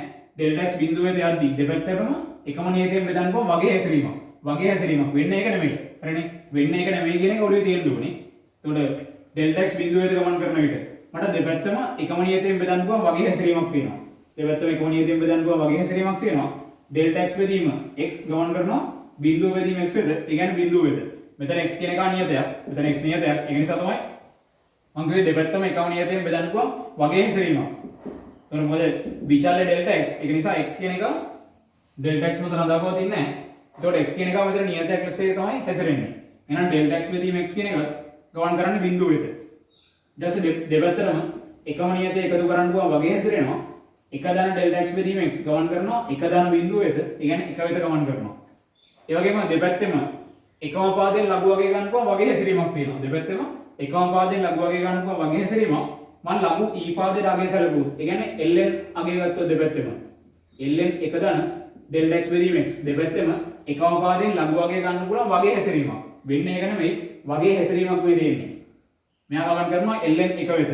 එතකොට ln එක දන delta x බෙදීම x කියන්නේ අපේ t කියන අලුත් විචල්‍යය. අන්න t ගමන් කරනවා ln එක වෙත. ln එක කියන්නේ බිඳුවයි. අන්න delta x සීමාව බිඳුව වෙත ගමන් කරද්දී t ගේ සීමාව ගමන් කරන්නේ බිඳුව වෙත. delta x ගේ සීමාව බිඳුව වෙත ගමන් කරද්දී t ගේ සීමාව ගමන් කරන්නේ බිඳුව වෙත. එහෙනම් මට දැන් මේ සීමාව ගණනය කිරීම හදා ගන්න පුළුවන්. මෙයාගේ හැඩය වෙනස් කරලා උඩ වෙනවා d/dx y සමාන වෙනවා සීමාව delta x බිඳුව වෙත ගමන් කරද්දී. සීමාව delta x බිඳුව වෙත ගමන් කරද්දී එතන මෙතන තියෙන අපිට එකයට delta x. කවුද delta x කියන්නේ? delta x කියන්නේ x වරක් e වල t වෙනි බලය ඍණ 1 වරක් මෙතන ln එක දන delta x බෙදීම x කියලා කියන්නේ t වරක් t. එහෙනම් අපිට ගොඩනගෙනවා d/dx y සමාන වෙනවා සීමාව delta x බිඳුව වෙත ගමන් කරද්දී. දැන් මට මෙයාගේ හැඩය හදා ගන්න පුළුවන් මේ ලෙස. මෙතන අපි සීමාව delta x ගේ සීමාව බිඳුව වෙත යද්දී අපේ අලුත් විචල්‍ය t. ඒතර මෙතන අපි ලියන්න ඕනේ t ගේ සීමාව බිඳුව වෙත යනවා. නම් මෙතන සීමාව t බිඳුව වෙත යද්දී. දැන් x කියන එක delta x මත රඳා පවතින්නෙත් නැහැ. මෙතන t මත රඳා පවතින්නෙත් නැහැ. delta x බිඳුව වෙත යද්දී delta x කවුරු වෙත ගියත් x යන්නේ x වෙතමයි. ඒතකොට x උතන නියත x හැසිරෙන්නේ. එහෙනම් මෙතන අපිට එකයට x කියන එක නියතයක්. එකයට x කියන එක නියතයක්. එහෙනම් අපිට ලැබෙනවා එකයට x වරක් t බෙදීම e වල t වෙනි බලය ඍණ 1. අන්න අපිට මෙතන හැඩයක් පවතිනවානේ. e බලයන් ප්‍රකාශනයක් ඍණ 1 බෙදීම m ප්‍රකාශනයේම හැඩය ඔබ ඇතුලේ තියෙනවා. හරිනේ. e බලයන් ප්‍රකාශනයක් ඍණ 1 බෙදීම m ප්‍රකාශනයේම. ඒ හැඩය අපිට උඩ යට මාරු වෙලා මෙතන තියෙනවා. එහෙනම් ඝාතීය ශ්‍රිතයෙන් මේවා ප්‍රසාරණය කරලා අපිට ප්‍රතිඵලය ගොඩනගන්න පුළුවන් වෙයි සරලව. එහෙනම් මෙතන එකයට x කියන්නේ නියතයක් වරක් ශ්‍රිතයක් නම් නියතයේ සීමාවෙන් පිටතට ගන්න පුළුවන්. අපිට ලැබෙනවා d/dx y සමාන වෙනවා එකයට x වරක් නියතයක් වරක් ශ්‍රිතයක් නියතයේ සීමාවෙන් පිටතට ගන්න පුළුවන්. එකයට x වරක් සීමාව t බිඳුව වෙත යද්දී එතන අපිට තියෙන්නේ t බෙදීම මම මේවා ප්‍රසාරණය කරලා ලියාගත්තොත් e වල t ඝාතීය ශ්‍රිතයේ ප්‍රසාරණය මූ ප්‍රසාරණය කරගත්තොත් 1 ධන t ධන t වර්ග බෙදීම ක්‍රමාරෝපිත 2 ධන t ගේ තුන්වෙනි බලය බෙදීම ක්‍රමාරෝපිත 3 ධන මේ ආකාරයෙන් පද අනන්ත ප්‍රමාණයක එකතුව ඍණ 1. එහෙනම් අපිට මෙතන ධන 1කට ඍණ 1 ඉවත් වෙනවා. මෙතන ධන 1කට මෙතන ඍණ 1 ඉවත් වෙනවා. මෙතනින් පස්සේ ලියවෙන සෑම පදයකම t අන්තර්ගතයි. මෙතනින් පස්සේ ලියවෙන සෑම පදයකම t අන්තර්ගතයි. මේ පද තුනේ t අන්තර්ගතයි. එහෙනම් අපිට මේ පද අනන්ත ප්‍රමාණයෙන්ම t එකක් පොත්සාදයක් පිටතට ගන්න පුළුවන් නේ. ඔය පද අනන්ත ප්‍රමාණයෙන්ම මට t එකක් පොත්සාදයක් පිටතට ගන්න පුළුවන්. එහෙනම් අපිට ලැබෙනවා d/dx y සමාන වෙනවා එකයට x වරක් සීමාව t බිඳුව වෙත යද්දී t බෙදීම එතන t වරක් එක ධන t බෙදීම ක්‍රමාරෝපිත 2 t වර්ග බෙදීම ක්‍රමාරෝපිත 3 ධන මේ ආකාරයෙන් පද අනන්ත ප්‍රමාණයක එකතුව. ඒතර අපි දන්නවා සීමාව සංකල්පයේදී t බිඳුව වෙත යද්දී t අසමානයි බිඳුවයි. t බිඳුව වෙත යද්දී t අසමානයි බිඳුවයි. එහෙනම් t බිඳුවට අසමාන වන බැවින් මට ලවයේ සහ හරයේ ඔය ගුණිතයත්ව පවතින t කියන පද දෙක ඉවත් කරන්න පුළුවන්. උතන කැපෙන්නේ බිඳුවට බිඳුව නෙමෙයි. මොකද සීමාව සංකල්පය තුළ t බිඳුව වෙත ගමන් කරද්දී t අසමානයි බිඳුව බැවින්. ඒතර මෙතන අපිට ලවයේ ධන එකක් වෙනවා. දැන් මට ප්‍රතිඵලය කොට නැගෙනවා d/dx y සමාන වෙනවා එකයට x වරක් සීමාව t බිඳුව වෙත යද්දී එකයට එක ධන t බෙදීම ක්‍රමාරෝපිත 2 ධන t වර්ග බෙදීම ක්‍රමාරෝපිත 3 ධන මේ ආකාරයෙන් පද අනන්ත ප්‍රමාණයක එකතුව. ඒතකොට මම දැන් කෙලින්ම සීමා ශ්‍රිතය ආදේශ කරලා බලුවොත් කෙලින්ම සීමා ශ්‍රිතය ආදේශ කරොත් t බිඳුව වෙත යද්දී මේ පදේ බිඳුවක් වෙත යනවා මෙයා බිඳුවක් වෙත යනවා. මෙතනින් පස්සේ ලියවෙන සෑම පදයකම මේ ඉතිරි පද අනන්ත ප්‍රමාණයම සෑම පදයකම t අන්තර්ගතයි. ඒතකොට t බිඳුව වෙත යද්දී මෙම සෑම පදයක්ම බිඳුව වෙත ගමන් කරනවා. කියන්නේ මෙතන සීමාවේ එකක් වෙනවා. එහෙනම් අපිට ලැබෙනවා ln x ලඝු e පාදයට x අවකලනය කරාම එකයට x වෙනවා. කියන්නේ d/dx ln x ලඝු ශ්‍රිතය අවකලනය කරාම ප්‍රතිඵලය එකයට ශ්‍රිතය. ලඝු ශ්‍රිතය අවකලනය කරාම ප්‍රතිඵලය එකයට ශ්‍රිතය. ඒතර අපිට පොදු රටාවක් විදිහට මේවා දකින්න පුළුවන්. ලඝු ශ්‍රිතය අවකලනය කරාම ප්‍රතිඵලය එකයට ශ්‍රිතය. ලඝු ශ්‍රිතය අවකලනය කරාම ප්‍රතිඵලය එකයට ශ්‍රිතය වෙනවා. එතකොට ලඝු ශ්‍රිතය අවකලනය කරාම ප්‍රතිඵලය එකයට ශ්‍රිතය. එතකොට ඒ තියෙන්නේ ඊළඟ සම්මත අවකල රටාව මූලික සම්මත අවකල රටාවක් ඔය තියෙන්නේ. ලඝු ශ්‍රිතය අවකලනය කරාම ප්‍රතිඵලය එකයට එම ශ්‍රිතය. ලඝු ශ්‍රිතය අවකලනය කරාම ප්‍රතිඵලය එකයට එම ශ්‍රිතය. එතකොට උතනදී අපිට වැදගත් දෙයක් තියෙනවා. ලඝු ඊ පාදයට x කියන එක අවකලනය කරාම විතරයි එකයට x වෙන්නේ. කියන්නේ ලඝු ඊ පාදයට ශ්‍රිතය. ලඝු ඊ පාදයට ශ්‍රිතයක් නම් අවකලනය කරාම එකයට එම ශ්‍රිතය. ලඝු ඊ පාදයට ශ්‍රිතයක් අවකලනය කරාම ප්‍රතිඵලය එකයට එම ශ්‍රිතය. ඒක තමයි පොදු රටාව. හැබැයි ලඝු වෙනත් පාදයකට දැන් ඔතන e කියන්නේ තාත්වික සංඛ්‍යාවක් නේ. අපි දන්න තාත්වික නියතයක් e කියලා කියන්නේ. ලඝු e පාදයට x. ලඝු e පාදයට ශ්‍රිතය අවකලනය කරාට පස්සේ ප්‍රතිඵලය එකයට එම ශ්‍රිතය. ලඝු e පාදයට ශ්‍රිතය අවකලනය කරාම ප්‍රතිඵලය එකයට එම ශ්‍රිතය. හැබැයි අපි e අර වෙනත් පාදයක් ගත්තොත් ඒ කියන්නේ අපි දන්නවා ලඝු ගණක අංකනයේදී ලඝු ගණකයේ පාදයට විය හැකි අගයන් ටිකක් තියෙනවානේ. ලඝු ගණකයේ පාදයෙන් මොකද වෙන්න පුළුවන්? ලඝු ගණකයේ පාදේ කවදාවත් ඍණ සංඛ්‍යාවක් වෙන්න බෑ. ලඝු ගණකයේ පාදේ ඍණ තාත්වික සංඛ්‍යාවක් වෙන්න බෑ කවදාවත්. ඒ වගේම ලඝු ගණකයේ පාදේ බිඳුව වෙන්නත් බෑ. ලඝු ගණකයේ පාදේ කවදාවත් බිඳුව වෙන්නත් බෑ. ඒ වගේම අපි දන්නවා ලඝු ගණකයේ පාදේ කවදාවත් එක වීමේ හැකියාවකුත් නැහැ. එහෙනම් ලඝු අංකනයේ අර්ථ දැක්වෙන්නේ කොහොමද? ලඝු අංකනයේ අර්ථ දැක්වෙන්නේ ලඝු ගණකයේ පාදේ අනිවාර්යයෙන්ම එක්කෝ බිඳුවත් එකත් අතර තාත්වික සංඛ්‍යාවක් වෙන්න ඕනේ. නැත්නම් එකට වඩා විශාල තාත්වික සංඛ්‍යාවක් වෙන්න ඕනේ. ලඝු ගණක අර්ථ දැක්වීමේදී ලඝු ගණකයේ පාදේ අනිවාර්යයෙන්ම බිඳුවත් එකත් අතර තාත්වික සංඛ්‍යාවක් හෝ එකට වඩා විශාල තාත්වික සංඛ්‍යාවක් විය යුතුමයි. හරිනේ? එහෙනම් අපි ගත්තොත් ලඝු e පාදයට x නැතුව e කියන එක නැතුව වෙනත් තාත්වික සංඛ්‍යාවක් බිඳුවත් එකත් අතර හෝ එකට වඩා විශාල වෙනත් තාත්වික සංඛ්‍යාවක් වෙද්දී මම ගන්නම් එවැනි වෙනත් තාත්වික සංඛ්‍යාවක් a කියලා අපි ගත්තොත් කියන්නේ ලඝු a පාදයට x කියන එක අවකලනය කරොත් ලැබෙන ප්‍රතිඵලය මොකක්ද කියලා. දැන් මම මෙතන අයිඩියා එක කිව්වේ ලඝු e පාදයට ශ්‍රිතය. ලඝු e පාදයට ශ්‍රිතය. නැත්නම් අපිට ln ශ්‍රිතය අවකලනය කරාම ප්‍රතිඵලය එකයට එම ශ්‍රිතය. ln ශ්‍රිතය අවකලනය කරාම ප්‍රතිඵලය එකයට එම ශ්‍රිතය. ලඝු e පාදයට විය යුතුමයි. ලඝු e පාදයට විය යුතුමයි. ln ශ්‍රිතය අවකලනය කරාම ප්‍රතිඵලය එකයට ශ්‍රිතය වෙනවා. අනිත් එකක් අවකලනය කරාම අපිට එහෙමද නැද්ද කියන එක අපි තාම දන්නේ නැහැ.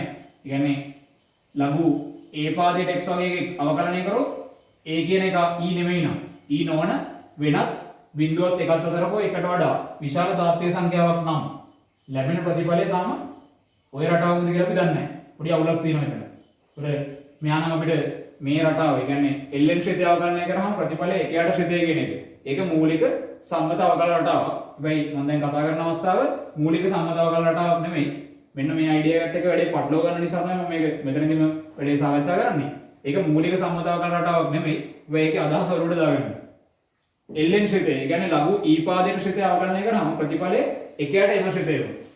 එහෙනම් දැන් අපි ගත්තොත් e හැර වෙනත් බිඳුවත් එකත් අතර හෝ එකට වඩා විශාල තාත්වික සංඛ්‍යාවක් පාදයේ විදිහට පවතින පරිදි ලඝු a පාදයට x මේ ප්‍රථම අවකල සංගුණකේ ගොඩනගලා බලුවොත් අපි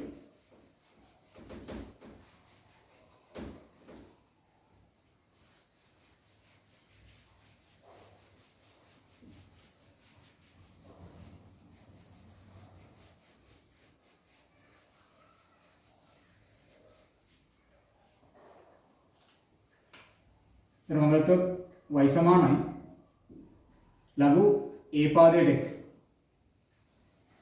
y සමානයි ලඝු a පාදයට x. මම පළමු සම්බන්ධය ඉදිරි ගන්නවා. මෙතන අපි a කියන එක ගත්තොත් a කියන්නේ ධන තාත්වික සංඛ්‍යාවක්.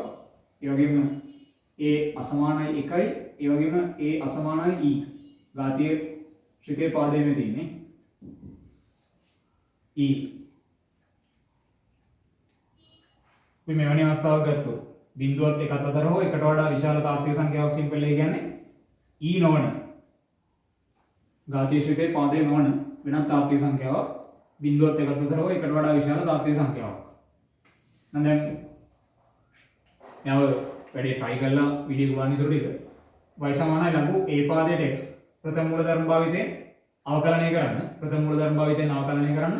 මෙහි සිම්පල් a අයත් තාත්වික ධන සංඛ්‍යා ගුණකයට ඒ වගේම a අසමානයි 1යි සහ a අසමානයි e වන පරිදි ඕනෑම තාත්වික සංඛ්‍යාවක් සිම්පල් a කියන්නේ.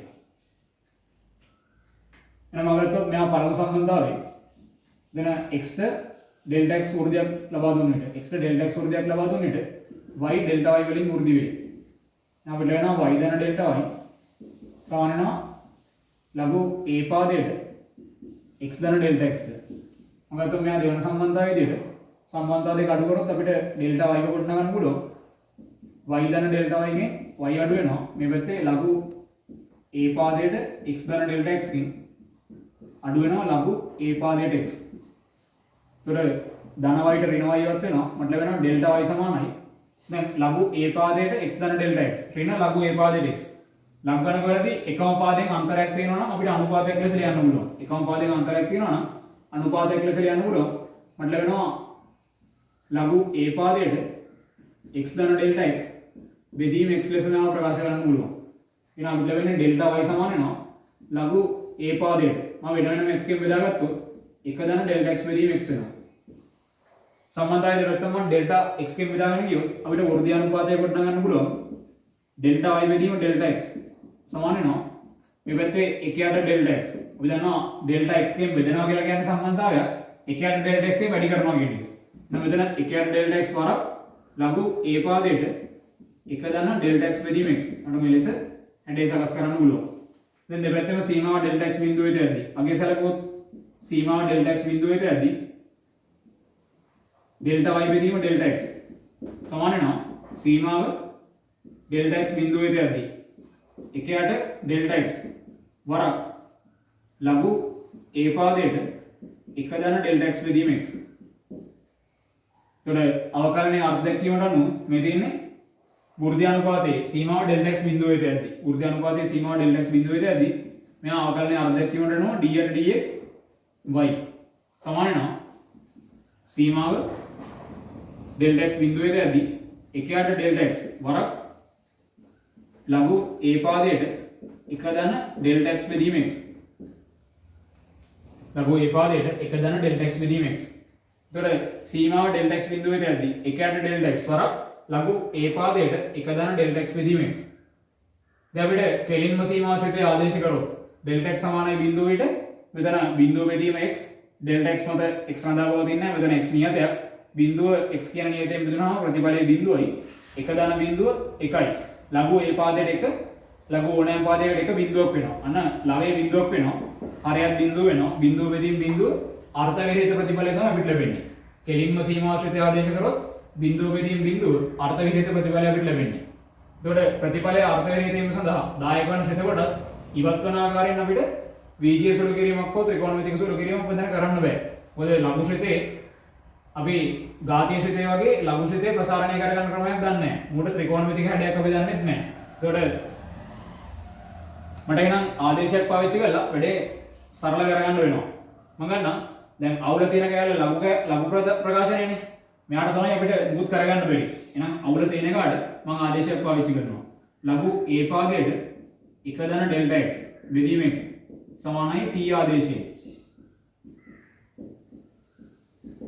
දැන් අපිට මෙතන සීමාව ගණනය කිරීම තුළ ඩෙල්ටා x තමයි විචල්්‍යය. අන්න ඩෙල්ටා x කියන එක මේක ඇතුලේ අන්තර්ගත වෙනවා. එහෙනම් ඩෙල්ටා x විචලනය වෙද්දී මෙන්න මේ ලඝු පදයේ විචලනය වෙනවා. ඒ කියන්නේ ඩෙල්ටා x විචලනය වෙද්දී t කියන එක විචලනය වෙනවා. ඒතකොට ඩෙල්ටා x තමයි මේ සීමාව ගණනය කිරීම තුළ අපේ විචල්්‍ය වෙන්නේ. එහෙනම් දැන් අපේ අලුත් විචල්්‍ය t. මේ ගාන තුළ ඩෙල්ටා x තමයි විචල්්‍ය. ඩෙල්ටා x මත t විචලනය වෙනවා. එහෙනම් දැන් අපේ අලුත් විචල්්‍ය t. එහෙනම් මම දැන් මේ ආදේශය පාවිච්චි කරලා මුගේ හැඩය සරල කරද්දී ඩෙල්ටා x කියන විචල්්‍ය ඇසුරෙන් ගොඩනැගෙන සියලුම පද අපේ අලුත් විචල්්‍ය t ඇසුරෙන් මම නිර්මාණය කරගන්න ඕනේ. මෙතන ඩෙල්ටා x ඇසුරෙන් ගොඩනැගෙන පදයක් තියෙනවා. මූ අපිට කෙලින්ම t කියලා ලියන්න පුළුවන්. මෙතන තියෙනවා එක බෙදීම ඩෙල්ටා x එකක්. අන්න මම එහෙනම් ඩෙල්ටා x ව t ඇසුරෙන් ලියාගෙන ඉන්න ඕනේ. එහෙනම් අපි මේ ලඝු අංකයෙන් කියන පදේ මුලින්ම දර්ශක ආකාරයෙන් ප්‍රකාශ කරගත්තා. a ගේ t වෙනි බලය සමාන වෙනවා 1 ධන ඩෙල්ටා x බෙදීම x ට. 1 ධන ඩෙල්ටා x බෙදීම x ට. එතකොට මට ඩෙල්ටා x මෙතන යුක්ත කරගන්න පුළුවන්. ධන එක මේ පැත්තට දැම්මොත් a ගේ t වෙනි බලය ඍණ 1 සමානයි ඩෙල්ටා x බෙදීම x. එහෙනම් අපිට ඩෙල්ටා x යුක්ත කරගන්න පුළුවන්. එම නිසා ඩෙල්ටා x සමානයි x වරක් a ගේ t වෙනි බලය ඍණ 1. x වරක් a ගේ t වෙනි බලය ඍණ 1. එහෙනම් අපි ඩෙල්ටා x කියන විචල්්‍ය t කියන විචල්්‍ය ඇසුරෙන් දැන් ප්‍රකාශ කරන්න තියෙනවා. ඒවත් ආදේශ කරගන්න පුළුවන්. දැන් සීමාව ඩෙල්ටා x බිඳුවේ තියද්දී අපේ අලුත් විචල්්‍ය t ගේ සීමාව යන්නේ කවුරු වෙතද කියලා අපි තීරණය කරන්න ඕනේ.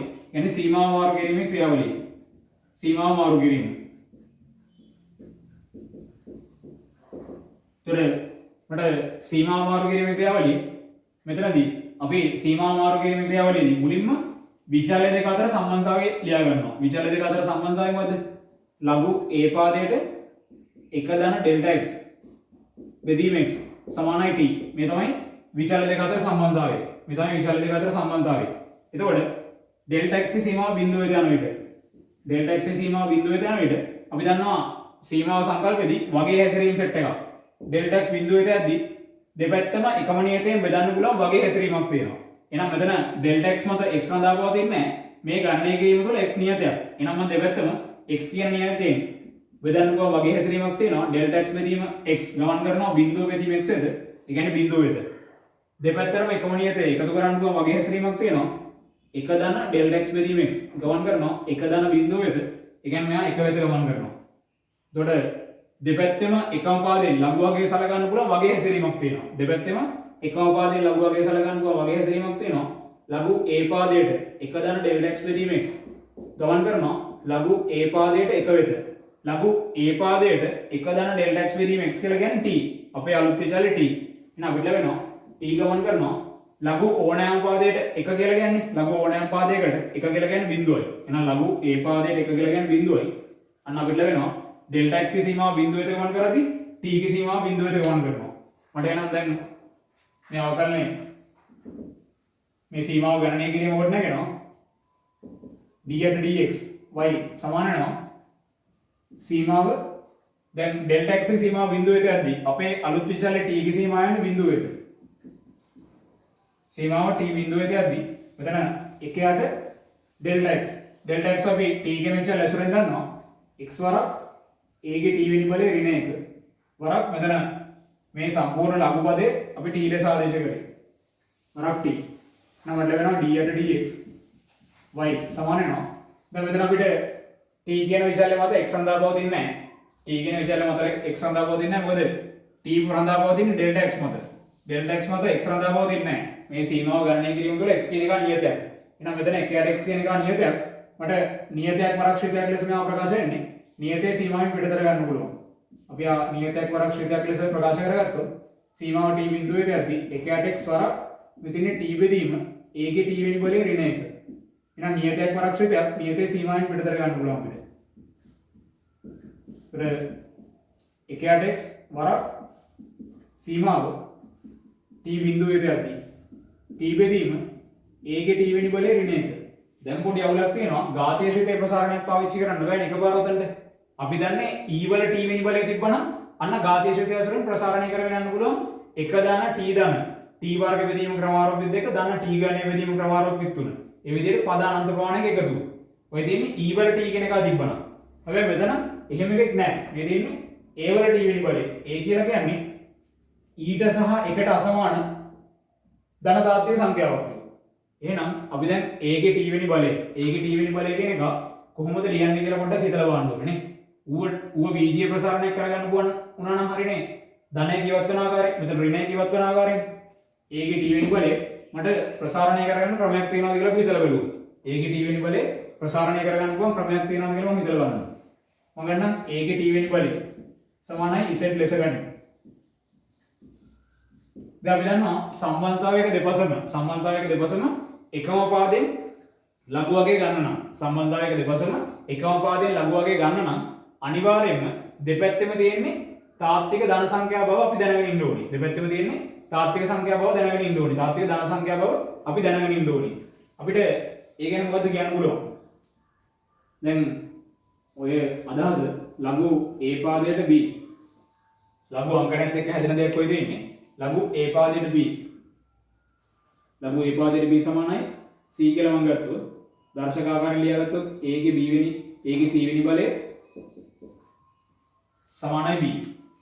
දර්ශක වලදී ඔය කතා කරලා තියෙන්නේ ලඝු a පාදයට b සමානයි c. එහෙනම් a ගේ c වෙනි බලය සමාන වෙනවා b ට. මේ ලඝු අංකණයේ තියෙන පදේ දර්ශක ආකාරයෙන් අපිට මෙලෙස ප්‍රකාශ කරන්න පුළුවන්.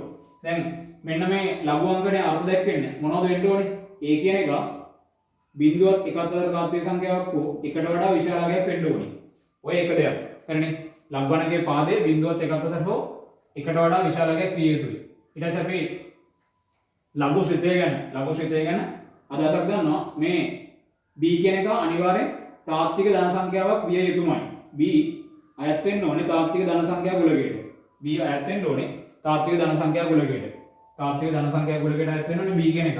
ඒ විදිහටම දැන් අපිට a ගේ b වෙනි බලය, a ගේ c වෙනි බලය සමානයි b. මෙතන ලඝුගණක අංකනේ අර්ධයක් වෙද්දී c කියන එක ඕනෑම තාත්වික සංඛ්‍යාවක් වෙන්න පුළුවන්. c කියන එක ඕනෑම තාත්වික සංඛ්‍යාවක් වෙන්න පුළුවන්. මෙන්න මේ නිරූපණයන් ටික වැඩේ පුළුවේ තියෙන්න ඕනේ. අවශ්‍යතාවයන් ටික ලඝු a පාදයට b සමානයි c නම් a b සහ c තෘප්ත කරන අවශ්‍යතාවයන් ගැන අදහසක් පුළුවේ තියෙන්න ඕනේ. ලඝුගණකයේ පාදයේ බිඳුවත් එකත් අතර තාත්වික සංඛ්‍යාවක් හෝ එකට වඩා විශාල තාත්වික සංඛ්‍යාවක් විය යුතුයි. b කියන එක අනිවාර්යෙන් ධන තාත්වික සංඛ්‍යාවක් විය යුතුමයි. c කියන එක ඕනෑම තාත්වික සංඛ්‍යාවක් වෙන්න පුළුවන්. ඍණානන්තය ධනානන්ත දක්වා ඕනෑම තාත්වික සංඛ්‍යාවක් වෙන්න පුළුවන්. එතකොට ලඝු ශ්‍රිතේ හැඩය අනුව ඔගෙන පොඩි අදහසක් තියෙන්න ඕනේ. ලඝු ශ්‍රිතේ හැඩය අපි xy කණ්ඩාංශ පද්ධතිය මත ගත්තොත් ලඝු ශ්‍රිතය අපිට මේ ආකාරයෙන් බව දෙන්නේ. එතන ඡේදන ලක්ෂය x කණ්ඩාංක 1යි. එතන කණ්ඩාංක විදිහට ගත්තොත් 1 බිඳුව xy